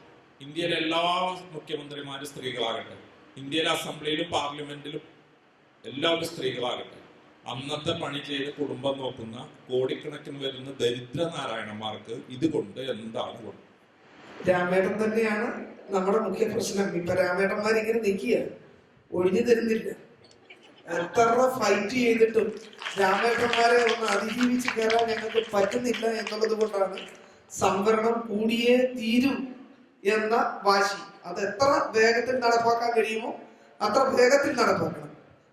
തിരിച്ചൊരു ചോദ്യം ചോദിക്കട്ടെ സുഹൃത്തെ, ഈ രാമേട്ടന്മാരിരുന്നാൽ ഈ ദരിദ്ര നാരായണന്മാർക്ക് വലിയ നേട്ടങ്ങൾ വല്ലതും ഉണ്ടാകുകയില്ല. നമ്മുടെ രാജ്യത്ത് ചില നിയമങ്ങളും ചട്ടങ്ങളും ഒക്കെ ഉണ്ട്. അതിനെ അടിസ്ഥാനപ്പെടുത്തിക്കൊണ്ടാണ് അത് എല്ലാ സംവിധാനങ്ങളും തെരഞ്ഞെടുക്കപ്പെടുന്ന ചെറുതും വലുതുമായ ഒന്നിനെ ചെറുതും വലുതും എന്ന് പറയാൻ പറ്റില്ല, എല്ലാ തരം ഗവൺമെന്റുകളും പ്രവർത്തിക്കുന്നത് നമ്മുടെ രാജ്യത്തിന്റെ ഭരണഘടനയ്ക്ക് വിധേയമായിട്ടാണ്. ആ ഭരണഘടനയിൽ പറയുന്ന കാര്യങ്ങളെ അടിസ്ഥാനപ്പെടുത്തിക്കൊണ്ടുള്ള ബഡ്ജറ്റുകളും ക്ഷേമ പ്രവർത്തനങ്ങളും നിയമനിർമ്മാണങ്ങളും ഒക്കെയാണ് പാർലമെന്റിലും അസംബ്ലിയിലും ഒക്കെ നടക്കുക. അപ്പൊ സ്വാഭാവികമായി ഈ രാമേട്ടന്മാരെ അതിജീവിക്കുന്നതിനുള്ള ഒരു കരുത്ത് ആർജിക്കാൻ കഴിയുമെന്നൊരു പ്രതീക്ഷയിലാണ് തുടക്കത്തിൽ ഉണ്ടായിരുന്നത് എങ്കിൽ എത്ര ഫൈറ്റ് ചെയ്തിട്ടും ഇവിടെ പാർവതി ദേവി പറഞ്ഞ ഒരു പ്രശ്നമുണ്ട്. ഈ കുടുംബം എന്ന് പറയുന്ന ആ ഒരു കെട്ടിൽ നിന്ന് നമുക്ക് അത്ര പെട്ടെന്ന് പുറത്തേക്ക് കിടക്കാൻ കഴിയില്ല. പാർവതി ഇവിടെ സംസാരിച്ചുകൊണ്ടിരുന്നപ്പോൾ ഞാനിങ്ങനെ ആലോചിച്ചുകൊണ്ടിരുന്നത് 3 ഇരട്ടി 4 ഇരട്ടി ജോലികൾ ചെയ്യേണ്ടി വരുന്ന സ്ത്രീകൾ രാഷ്ട്രീയത്തിൽ കൂടെ വന്നപ്പോൾ രാഷ്ട്രീയത്തിന്റെ ജോലികൾ ചെയ്യണം, പാർട്ടിയുമായി ഉത്തരവാദിത്തപ്പെട്ട ജോലികൾ ചെയ്യണം, പഞ്ചായത്തിന്റെ ജോലികൾ ചെയ്യണം, കുടുംബത്തിന്റെ ഉത്തരവാദിത്തങ്ങൾ അതിന്റെ ഒരു കുറവും വരുത്താതെ കുടുംബത്തിന്റെ ഉത്തരവാദിത്തം എന്ന് പറഞ്ഞാൽ ഒരു സ്ത്രീ പല റോളുകളിലാണ് നിൽക്കുന്നത്. അപ്പം എല്ലാ ഉത്തരവാദിത്തങ്ങളും ഒരുപോലെ ഏറ്റെടുത്ത് ഭംഗിയായി നിർവഹിക്കുന്ന ആളുകൾക്ക് മാത്രമേ ഒരു നല്ല ഭരണാധികാരിയും ഒരു നല്ല രാഷ്ട്രീയക്കാരിയും ഒരു നല്ല അമ്മയും ഒക്കെ മരുമോളും അങ്ങനെ ഒത്തിരി വേഷങ്ങൾ ഒരുപോലെ കൈകാര്യം ചെയ്യേണ്ടതായി വരുന്നുണ്ട്. അപ്പൊ ഇതിനെയൊക്കെ അതിജീവിച്ചിട്ടാണ് ഈ പൊതുപ്രവർത്തന രംഗത്ത് ഇപ്പോഴും സ്ത്രീകൾ നിൽക്കുന്നത്. പിന്നെ ഇവിടെ പറഞ്ഞതിൽ ഒരു പൊളിറ്റിക്കൽ അക്കോമഡേഷൻ രാമേട്ടന്മാരാകാനുള്ള ഒരു അവസരം ഞങ്ങൾക്കുണ്ടായാൽ ഞങ്ങൾക്കത് കഴിയും എന്ന വിശ്വാസമാണ് എനിക്കുള്ളത്. അതുകൊണ്ട് പൊളിറ്റിക്കൽ അക്കോമഡേഷൻ ഈ ഒരു ഘട്ടത്തിൽ രാഷ്ട്രീയ പാർട്ടികളിലുള്ള ഒരു പൊളിറ്റിക്കൽ അക്കോമഡേഷൻ കൂടി നൽകുന്നതിന് അതിന് സംഘടനകൾ ഇപ്പൊ എനിക്ക് തോന്നുന്നു മറ്റ് ഇതിൽ നിന്നൊക്കെ വ്യത്യസ്തമായിട്ട് സംഘടനകൾ നന്നായി കുറച്ചുകൂടി ഈ രാഷ്ട്രീയത്തിലേക്ക് സ്ത്രീകളെ കൊണ്ടുവരേണ്ടതിന്റെ ഒരു ആവശ്യകത ബോധ്യപ്പെട്ട് ഒരുപാട് ഗ്യാരണ്ടിയുടെ ഭാഗമായിട്ടാണെങ്കിൽ പോലും സ്ത്രീകളൊക്കെ സംഘടിക്കാനും വേദികളിലെത്താനും ഒക്കെ ഒരു അവസരം ഉണ്ടായി തുടങ്ങിയിട്ടുണ്ട്. മറ്റൊന്ന് എനിക്ക് പറയാൻ തോന്നിയൊരു കാര്യം, ഈ മതങ്ങളുടെ ഒരു ഇടപെടൽ എൻ്റെ ഒരു വ്യക്തിപരമായ അഭിപ്രായം, മതങ്ങൾ നന്നായി ഞങ്ങളെ കൂട്ടിയിട്ട് അടച്ചു വെച്ചിരിക്കും. ഒരു വിധത്തിലും പറക്കാനുള്ള ഒരു ചെറിയ ഓപ്പണിംഗ് എങ്കിലും ഉണ്ടോ എന്ന് ചോദിച്ചാൽ ഇല്ല എന്നുള്ളതാണ് സത്യം. അത് ഏത് മതമെടുത്ത് പരിശോധിക്കുമ്പോഴും അതിന്റെ നന്മകളെ ഒന്നും ഞാൻ ഇല്ല എന്ന് പറയുന്നില്ല, നന്മകളൊക്കെ ഉണ്ട്. അതേസമയം തന്നെ എത്ര നന്മയുണ്ടോ അതിന്റെ 100 ഇരട്ടി സ്ത്രീകളെ ഇങ്ങനെ ടൈറ്റ് ചെയ്ത്, അത് വിദ്യാഭ്യാസത്തിന്റെ കാര്യത്തിലായാലും സാമൂഹ്യ ഇടപെടലിന്റെ കാര്യത്തിലായാലും തൊഴിലിന്റെ കാര്യത്തിലായാലും ഒന്നും വേണ്ട, ഈ പ്രാർത്ഥിക്കാൻ എങ്കിലും നമുക്കൊരു അവസരം ഉണ്ടാകട്ടെ. ദൈവത്തോട് അടുത്ത് നിന്ന് പ്രാർത്ഥിക്കാൻ ഒരു സ്ത്രീക്കും അവകാശമില്ലല്ലോ, ദൈവത്തെ തൊടാൻ ഒരു സ്ത്രീക്കും അവകാശമില്ല. അത് അച്ഛനായാലും കൊള്ളാം, മുസ്ലിയായാലും കൊള്ളാം, പൂജാരി ആയാലും കൊള്ളാം. അപ്പോൾ സ്ത്രീക്ക് അങ്ങനെ ഒട്ടനവധി പരിമിതികൾ ഉണ്ട് എന്നുള്ളതാണ് പ്രിയപ്പെട്ട സുഹൃത്തിന്റെ ചോദ്യം കേട്ടപ്പം എനിക്ക് തോന്നിയത്. അതുകൊണ്ട് ഇങ്ങയുടെ അഭിപ്രായത്തോടാണ് ഞാൻ യോജിക്കുന്നത്. നമസ്കാരം. എൻ്റെ ചോദ്യം വിജുവൽ മാമിനോടാണ്. കേന്ദ്രമന്ത്രിയായ ശന്തനു താക്കൂർ ഒരു 2 മണിക്കൂർ മുമ്പ് പുള്ളി പറയുകയുണ്ടായി, അതായത് പൗരത്വ ഭേദഗതി ബില്ല് വരുന്ന 7 ദിവസത്തിനുള്ളിൽ രാജ്യത്തിൽ നടപ്പിലാക്കാൻ പോകാന്ന് പറയുന്നു. അതിൽ മൈനോറിറ്റി കമ്മ്യൂണിറ്റിയായ മുസ്ലിംസിനെ ഇൻക്ലൂഡ് ചെയ്തിട്ടില്ല.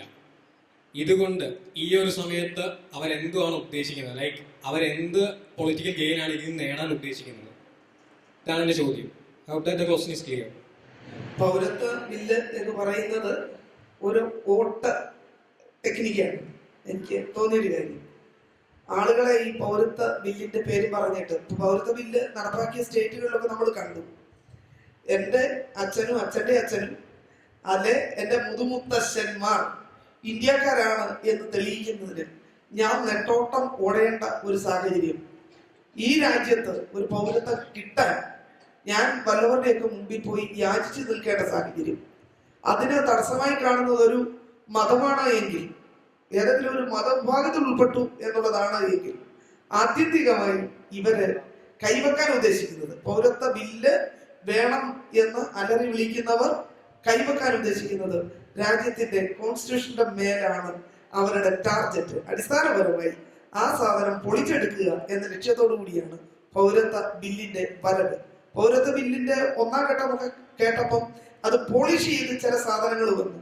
അപ്പൊ നമ്മൾ അതിന്റെ ഒന്നാം ഘട്ടത്തിലേക്ക് വിചാരിച്ചു, ഇങ്ങനെ മറ്റ് രാജ്യങ്ങളിൽ നിന്ന് നമ്മുടെ രാജ്യത്തേക്ക് ഒരു അധിനിവേശം ഉണ്ടാകുന്നുണ്ടെങ്കിൽ 2014-31 ആണ് അതിന്റെ ഒരു ബൗണ്ടറി പറഞ്ഞിരുന്നത്. അപ്പൊ മറ്റു രാജ്യങ്ങളിൽ നിന്ന് നമ്മുടെ രാജ്യത്തേക്ക് ഇങ്ങനെ ഒരു അധിനിവേശം ഉണ്ടാകുന്നുണ്ടെങ്കിൽ നമ്മുടെ രാജ്യം സൂക്ഷിക്കേണ്ട ചില കാര്യങ്ങളാണ് എന്ന് അതിന്റെ തുടക്കത്തിൽ നമുക്ക് തോന്നി എങ്കിൽ പോലും അതിന്റെ ഒരു നിർവഹണ ഘട്ടത്തിലാണ് എൻ്റെ മുതുമുത്തശ്ശന്മാർ ഇന്ത്യക്കാരാണ് എന്ന് തെളിയിക്കുന്നതിന് ഞാൻ തന്നെ രേഖകൾ തപ്പിപ്പോകേണ്ട ഒരു സാഹചര്യം ഉണ്ടാകുന്നു, DNA ടെസ്റ്റ് നടത്തേണ്ട ഒരു സാഹചര്യം ഉണ്ടാകും എന്ന് ബോധ്യപ്പെട്ടൊരു ഘട്ടത്തിലാണ് നമ്മൾ ഇതിന്റെ മറ്റു വശങ്ങളെ കുറിച്ച് ചർച്ച ചെയ്തു തുടങ്ങിയത്. ഒരിക്കലും ഈ പറയുന്ന ഒരു മതേതര രാജ്യത്ത് ഇതുപോലെ ഒരു മനോഹരമായ ഇന്ത്യൻ ഭരണഘടന വായിക്കുമ്പോഴാണ് അതിന്റെ ഒരു സൗന്ദര്യം എത്രമാത്രം വലുതാണ് എന്ന് നമുക്ക് മനസ്സിലായി. ഇത്ര സുന്ദരമായ ഒരു ഭരണഘടന ഈ രാജ്യങ്ങളെ ഇങ്ങനെ ഈ രാജ്യത്തെ ജനങ്ങളെ ഒന്നിച്ച് ഒറ്റക്കെട്ടായി നിർത്തുന്നതിന്, പൊതിഞ്ഞു സൂക്ഷിക്കുന്നതിന്, അതിന് ഒരു കവചം പോലെ നിൽക്കുന്നതാണ് നമ്മുടെ രാജ്യത്തിന്റെ ഭരണഘടന. ആ കവചം എടുത്തു മാറ്റി ജനങ്ങളെ നഗ്നരായി നിർത്തുന്നതിന് വേണ്ടിയിട്ടുള്ള ഒരു ഇടപെടലായി മാത്രമേ കേവലം വോട്ട് രാഷ്ട്രീയത്തിന്റെ പേരിൽ ഈ പറയുന്ന പൗരത്വ ബില്ലിനെ നമുക്ക് കാണാനായിട്ട്. ഇക്വാലിറ്റിയുടെ ഭാഗമായിട്ട് കോളേജുകളും സ്കൂളുകളും യൂണിഫോംസിന്റെ വന്നിട്ടുണ്ടായിരുന്നല്ലോ. അപ്പോൾ ജെൻഡർ ഇക്വാലിറ്റി അല്ലെങ്കിൽ ന്യൂട്രാലിറ്റി എന്ന് പറഞ്ഞുകൊണ്ട് വുമൻസിനും ഗേൾസിനും ഷർട്ടും പാൻറ്റും കോട്ടും ആയിരുന്നു വന്നിട്ടുണ്ടായിരുന്നത്. So traditionally shirt pant coat പറയുന്നത് ഒരു മെൻ കോസ്റ്റ്യൂമാണ് ട്രഡീഷണലി. സോ എന്തുകൊണ്ട് വുമൻസിന് മെന്നെ പോലെ ആണ്, അല്ലെങ്കിൽ കോസ്റ്റ്യൂമിലാണോ ഇക്വാലിറ്റി വരുന്നത്?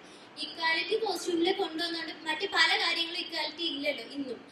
അങ്ങനെ ആകുമ്പോൾ, അല്ലെങ്കിൽ നേരെ തിരിച്ചെന്തുകൊണ്ട് ചെയ്തില്ല? എന്തുകൊണ്ട് വുമൻസിന് മാത്രം ഇങ്ങനെ ഒരു യൂണിഫോം കൊണ്ടുവന്നു? ഇതിലെനിക്ക് നേരത്തെ അദ്ദേഹം പറഞ്ഞ കിട്ടപ്പൻ ചേട്ടന്റെ ഒരു കാര്യം പറയാനുണ്ട്. ഈ കിട്ടപ്പൻ ചേട്ടന്മാര് രാമേട്ടനാണോ? ഓക്കെ, അതില്ലല്ലോ. ഓക്കെ, രാമേട്ടന്മാർക്ക് അവർക്കുള്ളിലൊരു ആദിയുണ്ട്. ഞങ്ങളങ്ങ് മാറിക്കൊടുത്താല് പിന്നെ ഇതൊന്നും ഞങ്ങൾക്ക് തിരിച്ചു കിട്ടില്ല എന്നുള്ള ഒരു ആദി സ്വാഭാവികമായിട്ട് ഈ ആളുകളുടെ ഒക്കെ ഇടയിലുണ്ട്. അത് ആക്ച്വലി നമ്മൾ ഈ psychology of women and men പഠിച്ചു നോക്കുമ്പോൾ ഒരു കാര്യം മനസ്സിലാവും. കുറെ ആദികളുടെ പുറത്താണ് സ്ത്രീകളെ പലപ്പോഴും പുറത്ത് നിർത്തുന്നത്. അതങ്ങ് വിട്ടുകൊടുത്താൽ പിന്നെ അത് തിരിച്ചു കിട്ടില്ലല്ലോ എന്നുള്ള ആദികള് യഥാർത്ഥത്തിൽ നമ്മളുടെ ഒക്കെ ചുറ്റുവട്ടത്ത് ഇങ്ങനെ അലഞ്ഞു നടക്കുന്നുണ്ട്. അതൊരു പ്രധാനപ്പെട്ട ഘടകമായിട്ടാണ് ഞാൻ പൊളിറ്റിക്സിലേക്ക് വരുമ്പോഴും നിരീക്ഷിക്കുന്നത്. അങ്ങനെ ഒരു ചിന്ത പലപ്പോഴും നമ്മളുടെ ഇടയിലുണ്ട്. പിന്നെ ഇവിടെ എനിക്ക് റിലീജിയനായി ബന്ധപ്പെട്ട് പറയുമ്പോൾ, ഞാൻ വരുന്നത് നല്ല ഓർത്തഡോക്സ് ആയിട്ടുള്ള ഒരു മിഡിൽ ക്ലാസ് ഫാമിലിയിൽ നിന്നാണ്. എൻ്റെ ഫാമിലി എല്ലാവരും വളരെ റിലീജിയസ് ആയിട്ടുള്ള ആളുകളാണ്. എനിക്ക് തോന്നുന്നത് ഇന്ത്യൻ ഭരണഘടന നമുക്ക് വിശ്വസിക്കാനുള്ള അവകാശം തന്നിട്ടുണ്ട്, വിശ്വസിക്കാതിരിക്കാനുള്ള അവകാശവും തന്നിട്ടുണ്ട്. നിങ്ങൾക്ക് ഈത്തിസ്റ്റ് ആവാൻ പറ്റും, നിങ്ങൾക്ക് ഏത് മതത്തിലും വിശ്വസിക്കാൻ പറ്റും, അല്ലെങ്കിൽ ഏത് സിദ്ധാന്തത്തിലും വിശ്വസിക്കാൻ പറ്റും. And state does not possess a religion. സ്റ്റേറ്റിന് ഒരു മതവും ഇല്ല എന്നുള്ളത് വസ്തുതയാണ്. അപ്പൊ അങ്ങനെ ഇരിക്കുമ്പോൾ വിശ്വാസമില്ലാത്ത ആൾക്ക് നൽകേണ്ട അതേപോലെ അവസ്ഥയും അവസ്ഥാന്തരവുമാണ് വിശ്വാസമുള്ള ആൾക്കും ഉണ്ടാവേണ്ടത് എന്ന് ഞാൻ കരുതുകയാണ്. എനിക്ക് എൻ്റെ ജീവിതത്തിൽ ഞാൻ നയിക്കുന്ന കാര്യം, ഞാൻ മുന്നോട്ട് വെക്കുന്ന കാര്യം, എൻ്റെ മതത്തിൽ അല്ലെങ്കിൽ ഞാൻ ഉൾക്കൊള്ളുന്ന ആശയത്തിൽ അടിയുറച്ച് വിശ്വസിച്ചുകൊണ്ട് രാഷ്ട്രീയ പ്രവർത്തനം നടത്താൻ പറ്റുക, അതിനു വേണ്ടിയിട്ടുള്ള ശ്രമമാണ് നടത്തിക്കൊണ്ടിരിക്കുന്നത്. ഇവിടെ നിങ്ങൾ ഈ പറയുന്ന നമ്മള് ഇംഗ്ലണ്ടിലൊക്കെ കണ്ടിരുന്ന ഒരു ഫ്യൂഡൽ സിസ്റ്റം ഉണ്ട്. അവിടെ ഉണ്ടായിരുന്ന ഒരു ക്ലർജി ക്ലാസ് കമ്മ്യൂണിറ്റിയുടെ ഒരു ഇടപെടലുണ്ട് പൊളിറ്റിക്സിലേക്ക്, അവിടുത്തെ സ്റ്റേറ്റ് ഇന്റർഫിയറൻസിലേക്ക്. അത് ഇന്ത്യയിൽ ഇല്ല. ഇന്ത്യയുടെ കോൺസ്റ്റിറ്റ്യൂഷന്റെ പ്രത്യേകത എന്ന് പറയുന്നത് ക്ലർജി ക്ലാസ്സിന് ഇതിൽ ഇൻവോൾവ് ചെയ്യാൻ പറ്റില്ല എന്നുള്ളതാണ്. പക്ഷെ ഇൻഡയറക്ട്ലി അവർ ഇൻവോൾവ് ആവുന്നുണ്ട് എന്നുള്ളതിനെ ഞാൻ നിഷേധിക്കുന്നില്ല. ഇൻഡയറക്ട്ലി ഈ രാജ്യത്തെ ഇലക്ട്രൽ പ്രോസസ്സിൽ എല്ലാ തരത്തിലുള്ള ഇടപെടലുകളും ഉണ്ട് എന്നുള്ള പോലെ തന്നെ ഈ പറയുന്ന ഈ ക്ലർജി ക്ലാസിന്റെ ഇൻവോൾവ്മെന്റ് ഇതിലുണ്ട്. അപ്പം തൊട്ടപ്പുറത്തിരുന്ന ആ കുട്ടി ചോദിച്ച ക്വസ്റ്റ്യൻ ഉണ്ട്, നമുക്ക് എങ്ങനെ ഇതിന് എന്താ ഒരു മോചനം എന്നുള്ള ഒരു ക്വസ്റ്റ്യൻ ചോദിച്ചു. എനിക്ക് തോന്നിയ കാര്യം എന്ന് വെച്ചാൽ നമുക്ക് ക്ലീൻ ചെയ്യാൻ പറ്റുക. നമ്മളുടെ ഈ ജനാധിപത്യ വ്യവസ്ഥയിൽ ഇപ്പൊ വീട്ടില് ജനാധിപത്യം കൊണ്ടുവരിക. വീട്ടിൽ എന്തുകൊണ്ട് സ്ത്രീക്ക് പുറത്തേക്ക് ഇറങ്ങി രാഷ്ട്രീയ പ്രവർത്തനം നടത്താൻ പറ്റുന്നില്ല എന്ന് ചോദിക്കുമ്പോൾ അച്ഛനെ പോലെയല്ല അമ്മയെ കാണുന്നത്, സ്ത്രീയെ പോലെയല്ല പുരുഷനെ കാണുന്നത്, അനിയത്തെ കാണുന്ന പോലെയല്ല അനിയനെ കാണുന്നത്. അപ്പൊ അവിടെ ഈ പറയുന്ന ഇത് എത്ര വർക്ക്ഔട്ട് ആവുന്നുള്ളത് ഒരു ക്വസ്റ്റ്യൻ ആട്ടോ. എല്ലാവർക്കും ഈക്വൽ ആയിട്ടുള്ള സ്പേസ് കൊടുക്കുകയും ഈക്വലി റെസ്പെക്ട്ഫുൾ ആയിട്ടുള്ള അറ്റ്മോസ്ഫിയർ ക്രിയേറ്റ് ചെയ്യാൻ വീട്ടിൽ പറ്റണം, പുറത്ത് പറ്റണം, നമ്മൾ പോകുന്ന വേർഷിപ്പ് ചെയ്യുന്ന പ്ലേസിൽ പറ്റണം, എല്ലായിടത്തും പറ്റണം. അപ്പൊ അങ്ങനെ ഇരിക്കുമ്പോൾ മതത്തിന് കുറ്റം പറയുന്നതിനപ്പുറത്തേക്ക് ആ മതം വിശ്വസിക്കുന്ന ആൾക്കും ആ വിശ്വാസം ഉൾക്കൊണ്ടുകൊണ്ട് രാഷ്ട്രീയ പ്രവർത്തനം നടത്താൻ പറ്റുക എന്നുള്ളതാണ്. പിന്നെ ഞാൻ ഈ ക്വസ്റ്റ്യനിലേക്ക് വരുന്നു കേട്ടോ.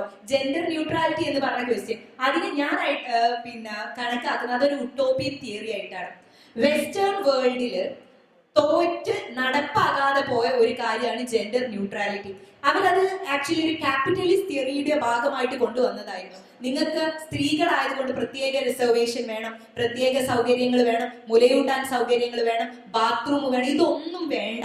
നിങ്ങൾ ജെൻഡർ ന്യൂട്രൽ ആണ് എങ്കിൽ നിങ്ങൾക്ക് അതിനൊക്കെയുള്ള ഒരു യൂണിസെക്സ് ഐഡന്റിറ്റിയിൽ നിങ്ങളെ കണ്ടാൽ ഈ ഫെസിലിറ്റീസ് ഒന്നും വേണ്ട എന്നുള്ള തരത്തിൽ അതിനെ നിങ്ങൾക്ക് നാരോ ഡൗൺ ചെയ്യാൻ പറ്റും, നിങ്ങൾക്ക് അതിന്റെ ക്യാപിറ്റൽ കുറയ്ക്കാൻ പറ്റും എന്നുള്ള രൂപത്തിലാണ് ഈ തിയറി യഥാർത്ഥത്തിൽ ഡെവലപ്പ് ആവുന്നത്. ഇതിന് കൃത്യമായിട്ടുള്ള അതോറിറ്റേറ്റീവ് ഡാറ്റ ഉണ്ട്. നിങ്ങളൊന്ന് ഒരു പക്ഷെ പരിശോധിച്ച് നോക്കിയാൽ നിങ്ങൾക്ക് ഇതിന്റെ റെഫറൻസസ് കാണാൻ പറ്റും. അപ്പൊ ആ തിയറി നമ്മളുടെ നാട്ടിലേക്ക് കൊണ്ടുവരുമ്പോൾ യഥാർത്ഥത്തിൽ നടക്കുന്നത് ഇവിടെ ഇക്വാലിറ്റി എന്ന് പറയുന്ന ആ കോൺസെപ്റ്റിനെ ഇവിടെ ബാധിക്കുകയാണ്. നിങ്ങൾക്ക് ഈക്വൽ ഓപ്പർച്യൂണിറ്റി, ഈക്വൽ സ്റ്റാറ്റസ് എന്ന് പറയുന്നതിൽ നിന്ന് സ്ത്രീ ആവുകയല്ല, നിങ്ങൾക്ക് സ്ത്രീ എന്നുള്ള രൂപത്തിൽ ലഭിക്കേണ്ട റിസർവേഷൻ കംപ്ലീറ്റ് ക്യാൻസൽ ആവും. നിങ്ങൾ ഈക്വലി കാണുക, നിങ്ങൾ ഒരേ വസ്ത്രം ഉടുപ്പിക്കുക എന്നുള്ളതല്ല യഥാർത്ഥത്തിൽ നമുക്ക് ഇവിടെ ഇക്വാലിറ്റി എന്ന് പറയുന്ന കോൺസെപ്റ്റിലേക്ക് കൊണ്ടുവരേണ്ടത്.